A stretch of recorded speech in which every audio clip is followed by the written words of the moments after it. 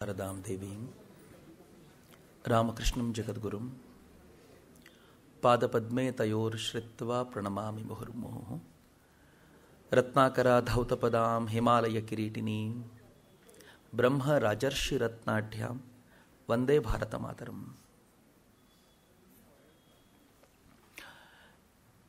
ಈ ಕಾರ್ಯಕ್ರಮಕ್ಕೆ ಆಗಮಿಸಿರುವಂಥ ಎಲ್ಲ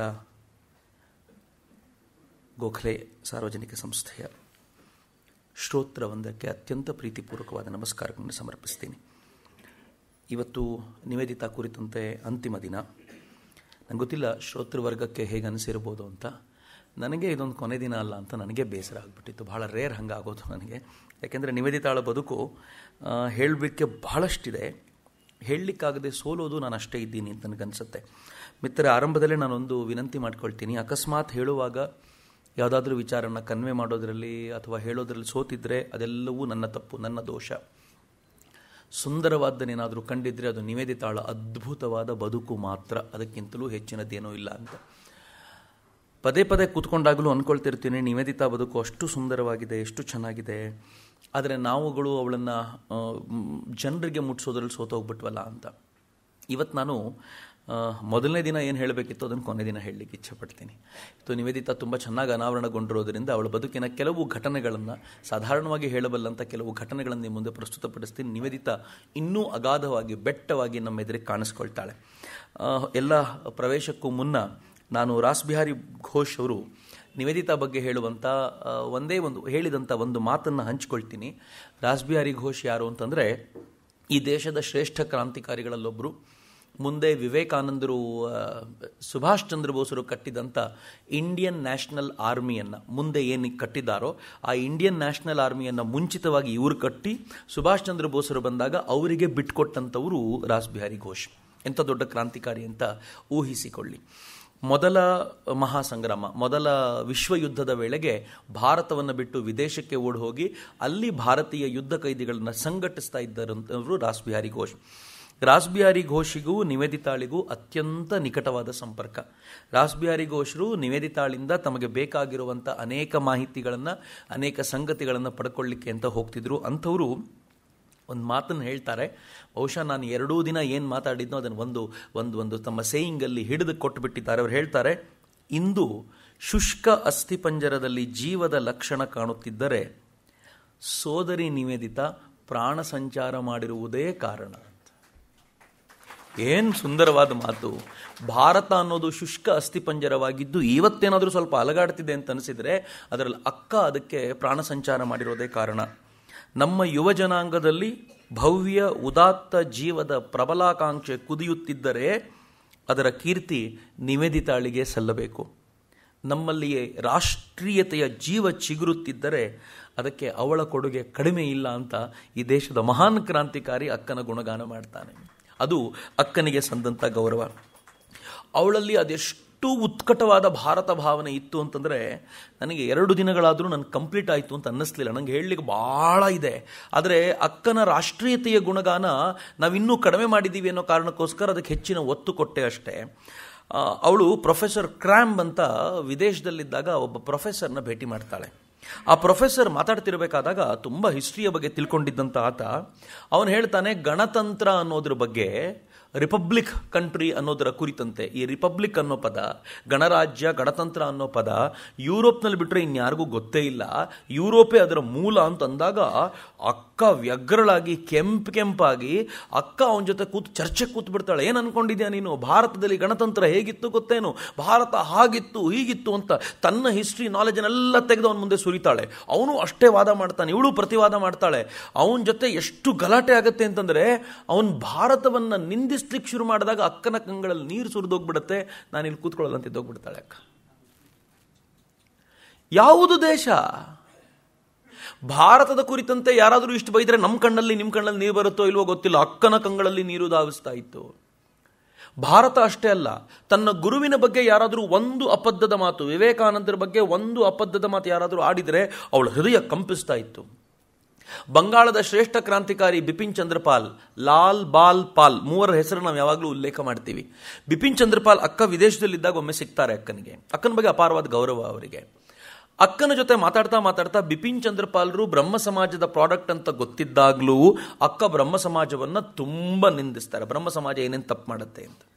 ಬಿಪಿನ್ ಚಂದ್ರಪಾಲರು ಹೇಳ್ತಾರೆ, ಈ ಬ್ರಾಹ್ಮಣರ ಕಾಲದಿಂದಲೇ ಇಡೀ ದೇಶ ಹಾಳಾಗೋಗಿರೋದು. ಅಕ್ಕನಿಗೆ ಕೋಪ ಬಂದ್ಬಿಡುತ್ತಲ್ಲ. ಅಕ್ಕ ಬ್ರಾಹ್ಮಣರ ಅಂತ ಕೇಳಿದ್ರೆ ಬ್ರಾಹ್ಮಣರವರಲ್ಲ ಅವಳು ಯಾವ ಜಾತಿ ಯಾರಿಗೆ ಗೊತ್ತು. ಅಂಥದ್ರಲ್ಲಿ ಅಕ್ಕ ಹೇಳ್ತಾಳೆ, ನೀವೆಲ್ಲ ಬ್ರಹ್ಮ ಸಮಾಜಿಗಳದ್ದು ಇದೇ ದೋಷ, ಸುಮ್ಮನೆ ಬೈಯೋದು ಮಾತ್ರ ಕಲ್ತಿದ್ದೀರಿ ನೀವು ಅಂದಾಗ ಅವ್ರು ಹೇಳ್ತಾರೆ, ಹಂಗೇನಿಲ್ವಲ್ಲ, ಅಕಸ್ಮಾತ್ ಬ್ರಾಹ್ಮಣರದ್ದೇ ಪ್ರಾಬಲ್ಯ ಮುಂದುವರೆದಿದ್ರೆ ನಿನ್ನ ಗುರು ವಿವೇಕಾನಂದರನ್ನು ಕೂಡ ಮಾತನಾಡ್ಲಿಕ್ಕೆ ಬಿಟ್ಟಿರ್ತಿರ್ಲಿಲ್ಲ. ಅವರುಗಳು ಅವ್ರ ಹತ್ರ ಮಾತು ಕೇಳಲಿಕ್ಕೆ ಸಿದ್ಧವಾಗಿರ್ತಿರ್ಲಿಲ್ಲ. ಅವರ ಪ್ರಾಬಲ್ಯ ಕಡಿಮೆ ಇದ್ದಿದ್ದರಿಂದಲೇ ವಿವೇಕಾನಂದರು ಮಾತು ಕೇಳಲಿಕ್ಕೆ ಸಿದ್ಧವಾಗಿದ್ದು ಅಂತ ಅಕ್ಕನಿಗೆ ಹೇಳಿದಾಗ ಅಕ್ಕ ಹೇಳ್ತಾಳೆ, ಯಾರು ಹೇಳಿದ್ದು? ವಿವೇಕಾನಂದರು ಹಿಂದೂ ಧರ್ಮದ ಗುರು, ವಿಶ್ವಮಾನವ, ವಿಶ್ವದ ಗುರುವೇ ಹೊರತು ಯಾವುದೋ ಒಂದು ಜಾತಿಯ ಗುರು ಅಂತ ಅನ್ಕೊಂಡು ಬಂದವರಲ್ಲ ಅಂತ ವಾದಿಸ್ತಾ ಕೂತ್ರೆ ಅವ್ರು ಅಷ್ಟೇ ಪ್ರಬಲವಾಗಿ ವಾದಿಸ್ತಾರಲ್ಲ, ಎಷ್ಟು ಕೋಪ ಬರುತ್ತೆ ಅವಳಿಗೆ ಅಂತಂದರೆ ಅವಳ ಜಾಗ ಬಿಟ್ಟು ಎದ್ದೋಗ್ಬಿಡ್ತಾಳೆ. ಯಾಕೆ ಎದ್ದೋಗ್ತಾಳೆ ಅಂದರೆ, ನನ್ನ ಗುರುವಿನ ನಿಂದನೆಯನ್ನು ಸಹಿಸಲ್ಲ ಅಂತ. ಅದಾದಮೇಲೆ ತುಂಬ ಕಾಲ ಬಿಪಿನ್ ಚಂದ್ರಪಾಲರು ಭೇಟಿ ಮಾಡಲಿಕ್ಕೆ ಬರಲ್ಲ ಅವಳನ್ನ. ಬಂದಾಗೆಲ್ಲ ಕಿತ್ತಾಡೋದೇ ಆಗ್ಬಿಡುತ್ತೆ ಇವಳ ಜೊತೆ ಅಂತ. ಕೊನೆಗೆ ಬಿಪಿನ್ ಚಂದ್ರಪಾಲರು ಯಾವುದೋ ಒಂದು ಓಪನ್ ಸಭೆಯಲ್ಲಿ ಭಾರತದ ಗೌರವದ ಗುಣಗಾನ ಮಾಡಿದಾಗ ಕುಣಿತಾ ಓಡ್ ಬಂದ ಅಕ್ಕ ಬಿಪಿನ್ ಚಂದ್ರಪಾಲರಿಗೆ ಕಂಗ್ರಾಟ್ಸ್ ಮಾಡಿ ಹೇಳ್ತಾಳವಾ, ಎಷ್ಟು ಚೆನ್ನಾಗಿ ಮಾತಾಡಿದ್ರಿ ನನ್ನ ಭಾರತದ ಬಗ್ಗೆ ಅಂತ. ತನ್ನ ಎಲ್ಲ ದೋಷ, ತನ್ನ ಎಲ್ಲ ಗಲಾಟೆಗಳು ಕೂಡ ಭಾರತ ವೈಭವದಲ್ಲಿ ಮುಳುಗಿ ಹೋಗುತ್ತೆ ಅಂತ. ಹೀಗೊಂದು ಪ್ರೇಮ ಸಾಧ್ಯವ ಅಂತ ನನಗೆ ಯಾವಾಗಲೂ ಅನ್ಸೋದು. ಇಷ್ಟೊಂದು ಪ್ರೀತಿ ಒಂದು ರಾಷ್ಟ್ರದ ಮೇಲೆ, ಒಂದು ಒಂದು ಒಂದು ಒಂದು ಒಂದು ವ್ಯಕ್ತಿಯ ಮೇಲೆ ಇಷ್ಟು ಅಗಾಧವಾದ ಶ್ರದ್ಧೆ, ಅಗಾಧವಾದ ಪ್ರೀತಿ. ಅಕ್ಕನೊಳಗಿದ್ದ ಶಕ್ತಿ ಅಂತ ಏನಾದರೂ ಇದ್ದರೆ ಅದು ಇದು ಮಾತ್ರ. ಇದನ್ನು ಬಿಟ್ಟು ಮತ್ತೆ ಯಾವುದೂ ಶಕ್ತಿ ಇರಲಿಲ್ಲ. ಈ ಶಕ್ತಿ ಎಲ್ಲಿಂದ ಬಂತು ಅಕ್ಕನಿಗೆ? ನಾನು ತುಂಬ ಬಾರಿ ಯೋಚನೆ ಮಾಡ್ತಿರ್ತೀನಿ, ಎಲ್ಲಿಂದ ಬಂತು? ನಾನು ನಿಮಗೆ ಮೊದಲನೇ ದಿನ ಮಾತಾಡುವಾಗಲೇ ಹೇಳಿದ್ದೆ, ಅಕ್ಕನೊಳಗೆ 2 ರಕ್ತ ಹರಿತಾ ಇತ್ತು. ಮೊದಲನೇದು ಒಂದು ಧಾರ್ಮಿಕವಾದ ರಕ್ತ. ಪ್ರೊಟೆಸ್ಟೆಂಟ್ ಆಗಿದ್ದಂಥ ಅವರ ತಂದೆ ಪ್ರೊಟೆಸ್ಟೆಂಟ್ ಪ್ರೀಸ್ಟ್ ಆಗಿ ಪಾದ್ರಿಯಾಗಿ ಮಾಡ್ತಿದ್ದ ಕೆಲಸ ಅದು ವ್ಯಾಪಕವಾಗಿ ಹರಿತಿತ್ತು. 2ನೇ ರಕ್ತ ಆಕೆಯೊಳಗೆ ಐರಿಷ್ ಫ್ರೀಡಮ್ ಫೈಟರ್ನ, ಅವಳ ತಾತ ಐರಿಷ್ ಫ್ರೀಡಮ್ ಫೈಟರ್ ಆಗಿದ್ದ. ಅವ್ರ ಮನೆ ಹತ್ರ ಹ್ಯಾಮಿಲ್ಟನ್ ಅಂತ ಒಬ್ಬ ಹಿರಿಯರಿದ್ರು, ಇವ್ರ ತಾತನ ಫ್ರೆಂಡು. ಇವ್ರ ತಾತ ಭಾಳ ಇವಳು ಹುಟ್ಟೋಕ್ಕಿಂತ ಮುಂಚೆ ಬಹುಶಃ ತೀರ್ಕೊಂಡಿದ್ದವರು ಅವರು. ಈ ಹ್ಯಾಮಿಲ್ಟನ್ ಅಜ್ಜ, ಗ್ರ್ಯಾಂಡ್ ಫಾದರ್ ಅಂತಾನೆ ಅವಳು ಕರೀತಿದ್ರು. ಈ ಪುಣ್ಯಾತ್ಮ ಏನು ಮಾಡ್ತಿದ್ದ, ಈ ಪುಟ್ಟ ಮಗುವನ್ನು ತಾನು ಐರಿಷ್ ಫ್ರೀಡಮ್ ಫೈಟರ್ಸ್ಗಳ ನಡುವೆ ಕರ್ಕೊಂಡು ಹೋಗ್ತಿದ್ದ. ಕರ್ಕೊಂಡೋಗಿ ತಾನು ಹಂಚಬೇಕಾಗಿದ್ದ ಕರಪತ್ರವನ್ನು ಅವನ ಕೈಯಲ್ಲಿ ಕೊಟ್ಟು ಇವಳ ಕೈಯಲ್ಲಿ ಕೊಟ್ಟು ಹಂಚು ಅಂತ ಹೇಳ್ತಿದ್ದ. ಈ ಮಗು ಅವರಿಗೆಲ್ಲ ಹಂಚ್ತಾ ಇತ್ತು. ಅಂದರೆ ಕ್ರಾಂತಿಕಾರ್ಯವೂ ಕೂಡ ಅವಳ ರಕ್ತದೊಳಗೆ ಯಾವಾಗಲೂ ಹರಿದಿತ್ತು ಅಂತ. ಚಿಕ್ಕಂದಲ್ಲೂ ಈ ಕೆಲಸ ಮಾಡಿದವರು ಅವಳು. ಧರ್ಮ ಮತ್ತು ಕ್ರಾಂತಿ ಇವೆರಡರ ಬೆಸುಗೆ ಇತ್ತಲ್ಲ, ಇವೆರಡಕ್ಕೂ ಸಮರ್ಥವಾದ ದಿಕ್ಕು ತೋರಿಸಬೇಕಿತ್ತು. ಸ್ವಾಮಿ ವಿವೇಕಾನಂದರು ಸಿಕ್ಬಿಟ್ರು ಅವಳಿಗೆ. ವಿವೇಕಾನಂದರೇನು ಕಡಿಮೆ ಆಟ ಆಡಿಸಿದ್ದಾರೆ ಅಂತ ತಿಳ್ಕೊಳ್ಬೇಡಿ. ಸ್ವಾಮೀಜಿ ಅಂತ ಸ್ವಾಮೀಜಿ, ಇವಳು ನನಗೆ ಸೂಟ್ ಆಗುವಂಥ ಶಿಷ್ಯ ಅಂತ ಗುರುತಿಸಬೇಕು ಅಂದರೆ ಎಷ್ಟು ಅವಳ ಮೇಲೆ ಪ್ರಯೋಗ ಮಾಡಿರಬೇಕು, ಎಷ್ಟು ಟೆಸ್ಟ್ ಮಾಡಿರಬೇಕು. ಸ್ವಾಮಿ ವಿವೇಕಾನಂದರು ಅವಳು ಕೇಳಿದೆಲ್ಲ ಪ್ರಶ್ನೆಗೆ ಉತ್ತರ ಕೊಡ್ತಾ ಒಂದಿನ ಪ್ರಶ್ನೆ ಕೇಳ್ತಾರೆ. ಅವಳನ್ನು ಏನು ಕೇಳ್ತಾರೆ ಗೊತ್ತಾ? ಎಲ್ಲ ಒಂದು 15-20 ಜನ ಕೂತಿದ್ರು. ಸ್ವಾಮಿ ವಿವೇಕಾನಂದರು ಕೇಳ್ತಾರೆ, ನಡು ರಸ್ತೆಯಲ್ಲಿ ನಿಂತ್ಕೊಂಡು ನನಗೆ ಭಗವಂತ ಬಿಟ್ಟರೆ ಮತ್ತೊಬ್ಬ ಬೇಕಿಲ್ಲ ಅಂತ ಹೇಳಬಲ್ಲಂತ 20 ಸ್ತ್ರೀ ಪುರುಷರು ಸಿಗಲ್ವಾ ಇವತ್ತು? ಎಂಥ ಪ್ರಶ್ನೆ ಕೇಳಿದ್ರು ಸ್ವಾಮೀಜಿ. ಇವಳಿಗೆ ಹೇಳಬೇಕು ಅಂತ ಅನ್ನಿಸ್ತಿತ್ತು, ನಾನಿದ್ದೀನಿ ಅದಕ್ಕೋಸ್ಕರ ಅಂತ. ಆದರೆ ಹೇಳೋ ಧೈರ್ಯ ಮಾಡಲಿಲ್ಲ. ಸ್ವಾಮೀಜಿ ಗಮನಿಸ್ತಾ ಇದ್ರು ಅವಳಲ್ಲಿ ಆಗುವಂಥ ಬದಲಾವಣೆಗಳು ಹೇಗಿರಬಹುದು ಅಂತ. ಸ್ವಾಮೀಜಿ ಅವಳಿಗೆ ಪದೇ ಪದೇ ಹೇಳೋರು, ಭಾರತದ ಸೇವೆ ಮಾಡೋದು ಅಂದರೆ ಮಹಾಭಾಗ್ಯ. ಸ್ವಾಮಿ ವಿವೇಕಾನಂದರ ಶಿಷ್ಯರಾಗುವುದು ಅಂದರೆ ತಮಾಷೆ ಏನು? ಸ್ವಾಮಿ ವಿವೇಕಾನಂದರನ್ನ ಜೋಸೆಫಿನ್ ಮ್ಯಾಕ್ಲಾಯ್ಡ್ ಕೇಳ್ತಾಳೆ, ಸ್ವಾಮಿ ವಿವೇಕಾನಂದರೇ, ನಾನು ನಿಮ್ಮ ಸೇವೆ ಮಾಡಬೇಕು ಅಂದರೆ ಏನು ಮಾಡಬೇಕು? ಸ್ವಾಮಿ ವಿವೇಕಾನಂದರು ಹೇಳ್ತಾರೆ, if you want to serve me ಜೋ, love my country, my India ಅಂತಂದ್ರು ಸ್ವಾಮೀಜಿ. ಇದು ಸ್ವಾಮೀಜಿಯ ಭಾರತದ ಭಾವ. ಈ ಭಾವ ಹೇಗಿತ್ತು ಗೊತ್ತೇನು? ಮುಂದೆ ನಿವೇದಿತಾ ತನ್ನ ಜೊತೆ ಬಂದಂಥ ಕೆಲವು ತರುಣರಿಗೆ ಹೇಳ್ತಾಳೆ, ನೀವು ಏನು ಭಾರತ ಅಂತೀರೋ? ನನ್ನ ಗುರುದೇವ ಭಾರತ ಅನ್ಬೇಕಾದ್ರೆ ರಸ ಸುರಿತಿತ್ತು, ಅದರಿಂದ ರಸಗುಲ್ಲದಿಂದ ಸುರಿಯೋ ರಸ ಇರುತ್ತಲ್ಲ, ಹಂಗೆ ಸುರಿತಾ ಇತ್ತು ಅಂತ. ಭಾವ ಹಾಗಿರಬೇಕು ಅಂತ ನಿವೇದಿತಾ ಜೊತೆಗೆ ಬಂದವ್ರಿಗೆ ಹೇಳ್ತಿದ್ಲು. ಆ ಪರಿಯ ಭಾರತ ಪ್ರೇಮವನ್ನು, ಭಾರತವನ್ನು ನೋಡಬೇಕು ಅನ್ನೋ ಉತ್ಕಟ ಇಚ್ಛೆಯನ್ನು ತುಂಬಿದ್ರು. ನಿವೇದಿತಾಗೂ ಭಾರತ ನೋಡಬೇಕು ಅಂತಿತ್ತು. ಯಾಕೆ ಅಂತಂದರೆ ಅವರ ತಂದೆ ಸಾಯೋಕ್ಕಿಂತ ಮುಂಚೆ ಈ ಪುಟ್ಟ ಮಗುವಿನ ಕೈ ಹಿಡ್ಕೊಂಡು ಏನು ಹೇಳಿದ್ರು ಗೊತ್ತಾ? ಅವರ ತಾಯಿ ನಿಲ್ಲಿಸ್ಕೊಂಡು ಹೇಳಿದರು, ನೋಡು, ಭಗವಂತನ ಕರೆ ಬರುತ್ತೆ, ನೀನು ತಡೆ ಹಿಡಿಬೇಡ, ಅವಳು ಎಲ್ಲಿ ಹೋಗಬೇಕು ಅಂತ ಅವಳು ಬಿಟ್ಬಿಡು ಅವಳಿಗೆ ಅಂತ. ಇವರ ತಂದೆ ಯಾರು ಪ್ರೀಚರ್ ಆಗಿದ್ರೋ, ಯಾರು ಪ್ರೀಸ್ಟ್ ಆಗಿದ್ರೋ, ಇವರ ತಂದೆಯ ಮಿತ್ರನೊಬ್ಬ ಭಾರತಕ್ಕೆ ಪ್ರಚಾರಕ್ಕೆ ಅಂತ ಬಂದಿದ್ದ, ಕ್ರಿಶ್ಚಿಯನ್ ಮತ ಪ್ರಚಾರಕ್ಕೆ ಅಂತ ಬಂದಿದ್ದ. ಅವನು ವಾಪಸ್ ಬಂದು ಭಾರತದ ಬಗ್ಗೆ ವೈಭವದ ಕಥೆಗಳನ್ನು ಹೇಳಿ, ಮಗು ನಿನಗೂ ಭಾರತದ ಕರೆ ಬರುತ್ತೆ, ತಪ್ಪಿಸ್ಕೊಳ್ಬೇಡ ಆಗ ಅಂತ ಚಿಕ್ಕಂದಲ್ಲೇ ಹೇಳಿ ಹೋಗಿದ್ದ. ಇವಳು ಕಾಯ್ಕೊಂಡು ಕೂತಿದ್ಲು, ಭಾರತದ ಕರೆ ಬರುತ್ತೆ ಅಂತ. ಸ್ವಾಮೀಜಿ ಯಾವಾಗ ಭಾರತದ ಬಗ್ಗೆ ಹೇಳ್ತಿದ್ಲೋ, ನನ್ನ ಡೆಸ್ಟಿನೇಷನ್ ಯಾವುದು ಅಂತ ನಂಗೆ ಗೊತ್ತಾಗಿದೆ, ಹೋಗಬೇಕು ಅಂತ. ಆದರೆ ಸ್ವಾಮೀಜಿ ವಾಪಸ್ ತಾವು ಮರಳಿ ಬರಬೇಕಾದ್ರೆ ಇವಳನ್ನು ಕರ್ಕೊಂಡೇ ಬರಲಿಲ್ಲ. ಕರ್ಕೊಂಡು ಬರದೆ ಇವಳು ಪಾಡಿಗೆ ಇವಳನ್ನು ಬಿಟ್ಟಿದ್ದಿದ್ರೆ ಇವಳಲ್ಲಿ ವೇದಾಂತದ ಪ್ರಚಾರ ಮಾಡಿಕೊಂಡು ತನ್ನ ಪಾಡಿಗೆ ತಾನು ಇರ್ತಿದ್ಲೇನೋ.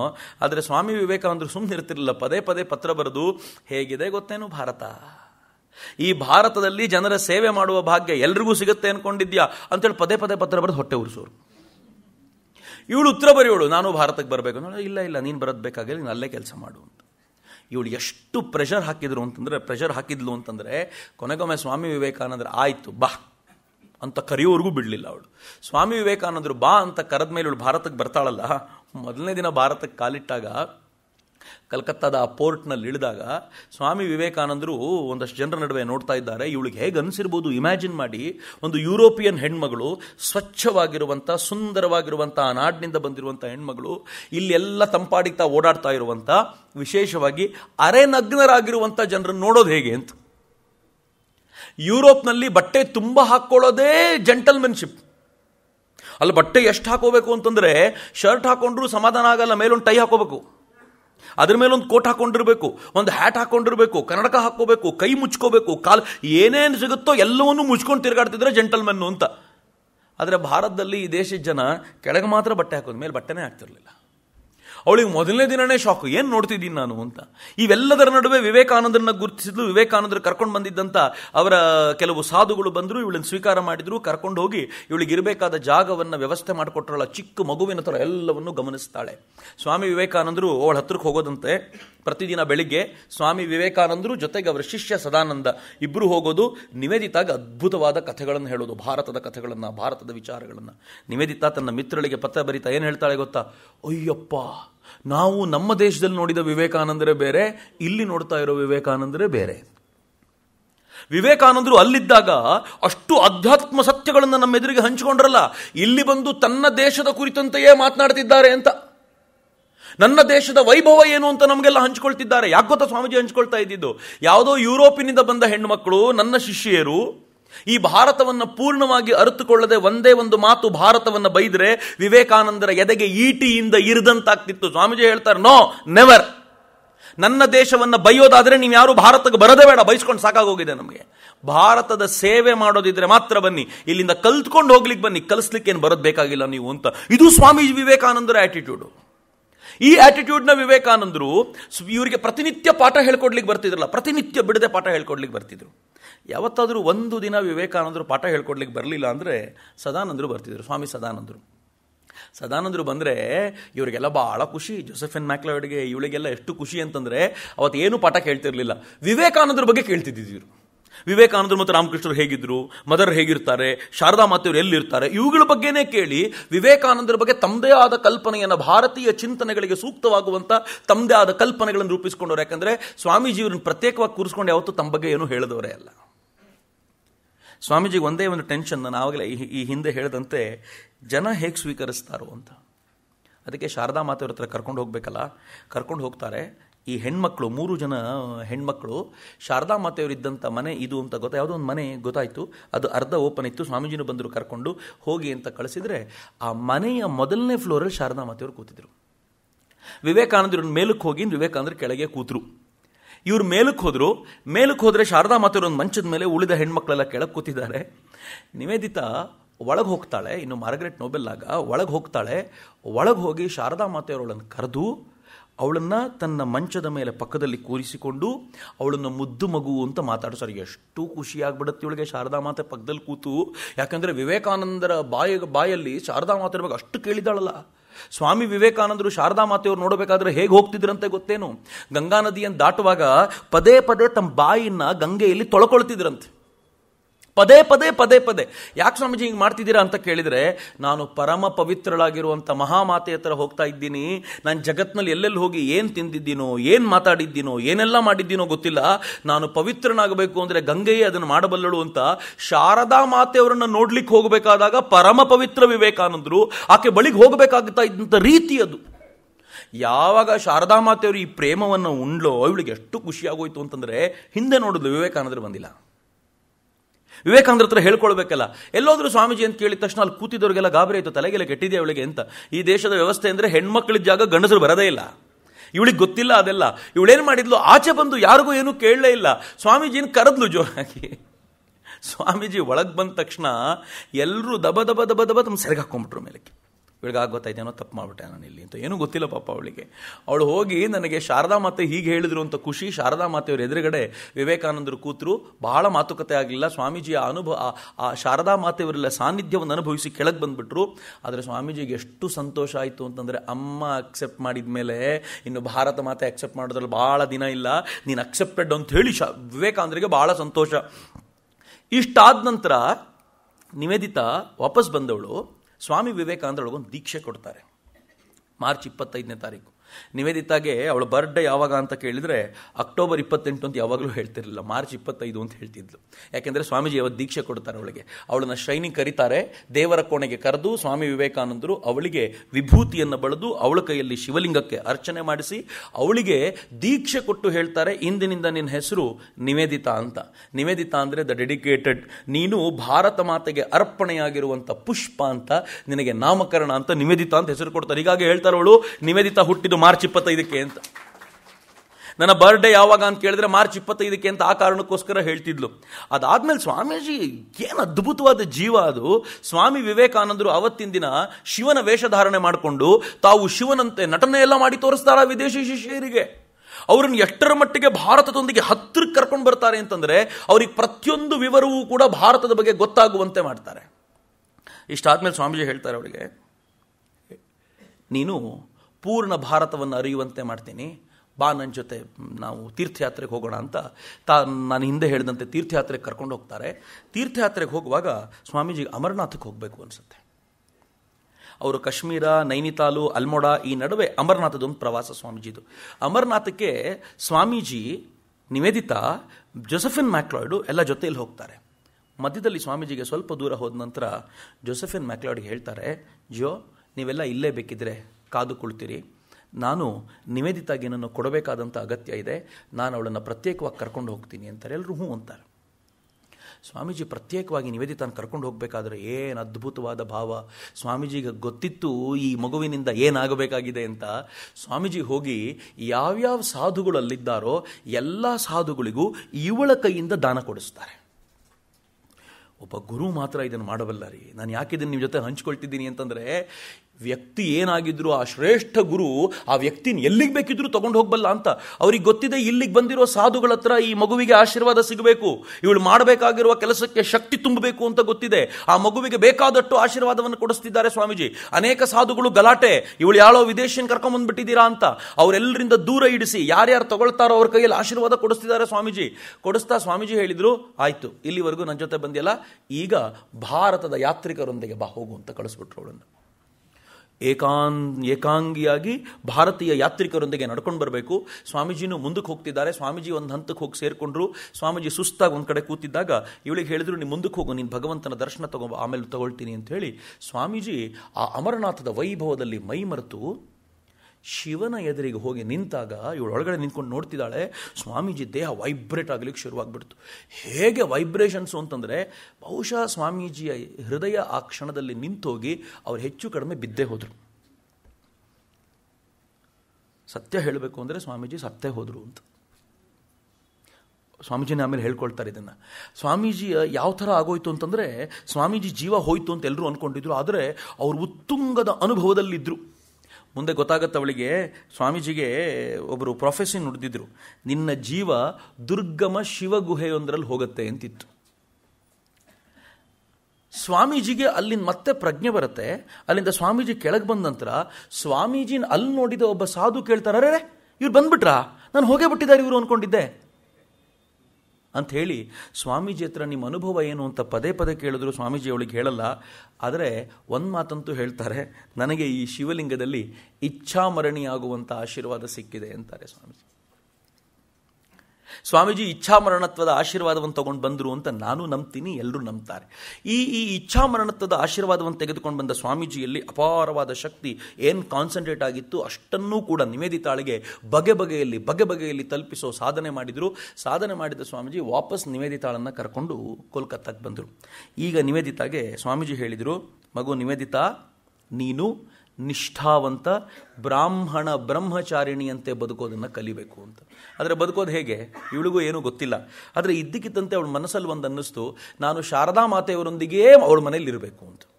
ಅವಳಿಗೊಂಥರ ಹುಚ್ಚು ಬರ್ತಿತ್ತಲ್ಲ, ಸ್ವಾಮೀಜಿಗೆ ಹೇಗೆ ಕನ್ವಿನ್ಸ್ ಮಾಡಬೇಕು ಅಂತ ಗೊತ್ತಾಗ್ತಿಲ್ಲ, ಹಾಗೆಲ್ಲ ಉಳ್ಕೊಳ್ಳೋಕೆ ಬಿಡಲ್ಲ ಅಂತ. ಆದರೆ ಇವಳು ಕೇಳ್ತಾ ಇಲ್ಲ, ಅಲ್ಲೇ ಇರಬೇಕು ಅಂತ ಶಾರದಾ ಮಾತೆಯವ್ರನ್ನ ಹೋಗಿ ಕೇಳಿಕೊಂಡು ಶಾರದಾ ಮಾತೆಯವರು ಇದ್ದ ಮನೆಯಲ್ಲೇ ಉಳ್ಕೊಳ್ಳಿಕ್ಕೆ ಶುರು ಮಾಡಿಬಿಟ್ಲು. ಯೋಚನೆ ಮಾಡಿ, ಒಂದು ಮ್ಲೇಚ್ಛ ಹೆಣ್ಮಗಳು, ಬಿಳಿ ಹೆಣ್ಮಗಳು, ತಾನು ಬಿಳಿಯ ಪೋಷಾಕ್ನಲ್ಲಿ, ತನ್ನದೇ ದೇಶದ ಪೋಷಾಕ್ನಲ್ಲಿ ಶಾರದಾ ಮಾತೆಯಂಥ ಸಂಪ್ರದಾಯವಾದಿ ಹೆಣ್ಣು ಮಗಳೊಡನೆ ಬದುಕೋದು ಅಂದರೆ ಹೇಗಿರ್ಬೋದು? ಶಾರದಾ ಮಾತೆ ಜೊತೆಯಲ್ಲಿದ್ದವರೆಲ್ಲ ಗಾಬರಿ, ಇವಳನ್ನ ಕಂಡ್ರೆ ದೂರ ದೂರ ಹೋಗೋದು ಎಲ್ಲ ಮಾಡೋದು. ಆದರೆ ಶಾರದಾ ಮಾತೆಯವರು ಎಷ್ಟು ದೊಡ್ಡವರು ಅಂತಂದರೆ, ಇವಳು ತಾನು ಮಾಡ್ಕೊಂಡು ಬಂದಿರೋ ಅಡುಗೆನ ಶಾರದಾ ಮಾತೆ ಮುಂದೆ ಇಟ್ಟರೆ ಒಂದು ಚೂರು ಮಾತಾಡದೆ ಪ್ರೀತಿಯಿಂದ ತಿಂದುಬಿಟ್ರು ಎಲ್ಲರ ಮುಂದೆ. ಎಲ್ರಿಗೂ ಗಾಬರಿ ಆದರೆ ಹೇಳ್ತಾರೆ ಶಾರದಾ ಮಾತೆ, ಏನು ಅನ್ಕೊಂಡಿದ್ಯಾ, ನನ್ನ ನರೇನನ ಮಾನಸ ಪುತ್ರಿಯರು ಇವರು, ಆಧ್ಯಾತ್ಮಿಕ ಪುತ್ರಿಯರು, ಆಕೆ ಏನು ಮಾಡ್ಕೊಂಡು ಬಂದರೂ ತಿನ್ಲಿಕ್ಕೆ ನಾನು ಸಿದ್ಧ ಅಂತ ಯಾವಾಗ ಶಾರದಾ ಮಾತೆ ಹೇಳ್ತಾರೋ, ಆ ನಿವೇದಿತಾ ಮೇಲಿದ್ದ ಎಲ್ಲ ದ್ವೇಷದ ಭಾವನೆಗಳು 50% ಸರಕ್ಕನೇ ಇಳಿದೋಯ್ತು. ದೊಡ್ಡತನ ಅದು. ಎಂಥ ಅದ್ಭುತವಾದ ಕೆಲಸ ಮಾಡಿದರು ಶಾರದಾ ಮಾತೆಯವರು. ನಿವೇದಿತಾಗ ಆಗ ಇನ್ನೂ ಅರ್ಥ ಆಗಲಿಲ್ಲ. ಆದರೆ ಅಲ್ಲಿನ ಚಟುವಟಿಕೆ ಹೇಗಿತ್ತು ಅಂತಂದರೆ, ಬೆಳಗ್ಗೆ 4-4ವರೆಗೆ ಹೇಳ್ತಿದ್ರಂತೆ ಎಲ್ಲ. ನಿವೇದಿತಾ ಇದು ವರ್ಣನೆ ಮಾಡೋದನ್ನು ಕೇಳಬೇಕು, ಬಹಳ ಚೆನ್ನಾಗಿದೆ. 4-4ವರೆಗೆ ಎಲ್ಲರೂ ಹೇಳ್ತಿದ್ರಂತೆ. ಹೇಳ್ತಿದ್ದು ಹೇಗೆ ಅಂತಂದರೆ, ಒಬ್ಬರು ಯಾರೋ ಎದ್ದು ತಮ್ಮ ಚಾಪೆನ್ ತೆಗೆದು ಸರ್ರನ್ ಸುತ್ತಿಟ್ರೆ ಉಳಿದವರೆಲ್ಲ ದಬ ದಬ ದಬ ದಬ ಎದ್ದು ಅವ್ರವ್ರ ಚಾಪೆ ಸುತ್ತಿಡೋರಂತೆ. ಆ ಸುತ್ತಿಡೋದು ಅರ್ಧ ಭಾಗ ಮಾತ್ರ, ಉಳಿದ ಅರ್ಧದಲ್ಲಿ ಅವ್ರವ್ರು ಕೂತ್ಕೊಳ್ಬೇಕಿತ್ತು. ಕೂತ್ಕೊಂಡೇನು ಅಂದರೆ, ಗೋಡೆ ಕಡೆ ತಿರುಗಿಕೊಂಡು ಕೈಯಲ್ಲಿ ಜಪಮಾಲ ಇಟ್ಕೊಂಡು ಜಪ ಶುರು. ಜಪ ಎಷ್ಟು ಗಂಟೆವರೆಗೂ? 1 ಗಂಟೆ, 1.5 ಗಂಟೆ, 2 ಗಂಟೆವರೆಗೂ ನಿರಂತರ ಜಪ. ಯಾರು ಕೂತಿದ್ರೋ ಒಬ್ರು ಎದ್ದು ಚಾಪೆ ಮಡಚಿಟ್ರೆ ಉಳಿದವರೆಲ್ಲ ದಬ ದಬ್ಬ ಎದ್ದು ತಮ್ಮ ಕೆಲಸ ಮುಗಿಸೋರು. ನಿವೇದಿತಾ ಹಂಗೆ ಮಾಡಬೇಕಿತ್ತು.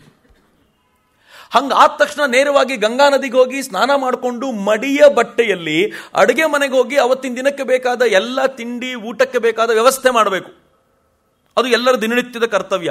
ಅಷ್ಟಾದ್ಮೇಲೆ ಬಿಡುವು ಅನ್ಕೊಂಡಿದ್ದೀರಾ? ಇಲ್ಲ, ಅವ್ರು ಬರಬೇಕು, ಶಾರದಾ ಮಾತೆಯವ್ರ ಮುಂದೆ ಕೂತ್ಕೋಬೇಕು. ಶಾರದಾ ಮಾತೆಯವ್ರ ಮುಂದೆ ಇರುವಂಥ ಪಾರಾಯಣವನ್ನು ಎಲ್ಲರೂ ಸೇರಿ ಮಾಡಬೇಕು. ಅದಾದ್ಮೇಲೆ ಪೂಜೆ ಆಗುತ್ತೆ ಶಾರದಾ ಮಾತೆಯವ್ರದ್ದು. ಅದಾದ್ಮೇಲೆ ಎಲ್ಲರೂ ಸೇರಿ ಪ್ರಸಾದ ತಗೊಳ್ತಾರೆ. ಪ್ರಸಾದ ಆದ್ಮೇಲೆ ಮಧ್ಯಾಹ್ನ ಮತ್ತೆ ಪಾರಾಯಣ ಶುರು. ಸಂಜೆ ಆದ್ಮೇಲೆ ಭಜನೆ ಆಗುತ್ತೆ. ಎಲ್ಲ ಮುಗಿದು ರಾತ್ರಿ ಕಳೆಯೋದ್ರ ವೇಳೆಗೆ ಮತ್ತೆ ಜೀವ ಹೈರಾಣು. ಹೇಗಿರ್ಬೋದು ಯೋಚನೆ ಮಾಡಿ.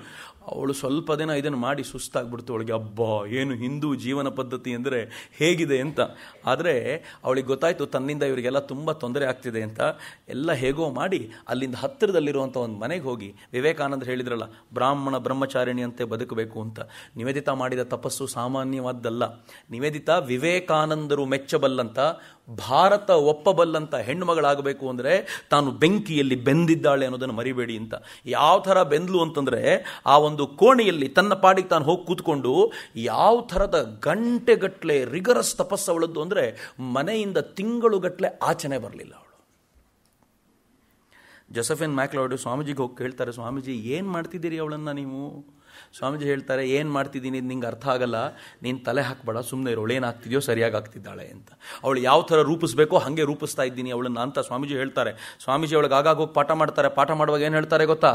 ನಿನ್ನ ಮನೆಗೆ ಒಬ್ಬ ಪುರುಷನನ್ನು ಸೇರಿಸುವಂತಿಲ್ಲ ನೀನು. ಯಾವ ಕಲ್ಪನೆ! ಒಂದು ಭಾರತದ ಹೆಣ್ಮಗಳು ಹೇಗಿರಬೇಕು ಅದೇ ಕಲ್ಪನೆಯನ್ನು ಅವಳಿಗೆ ಕಟ್ಟಿಕೊಟ್ರು.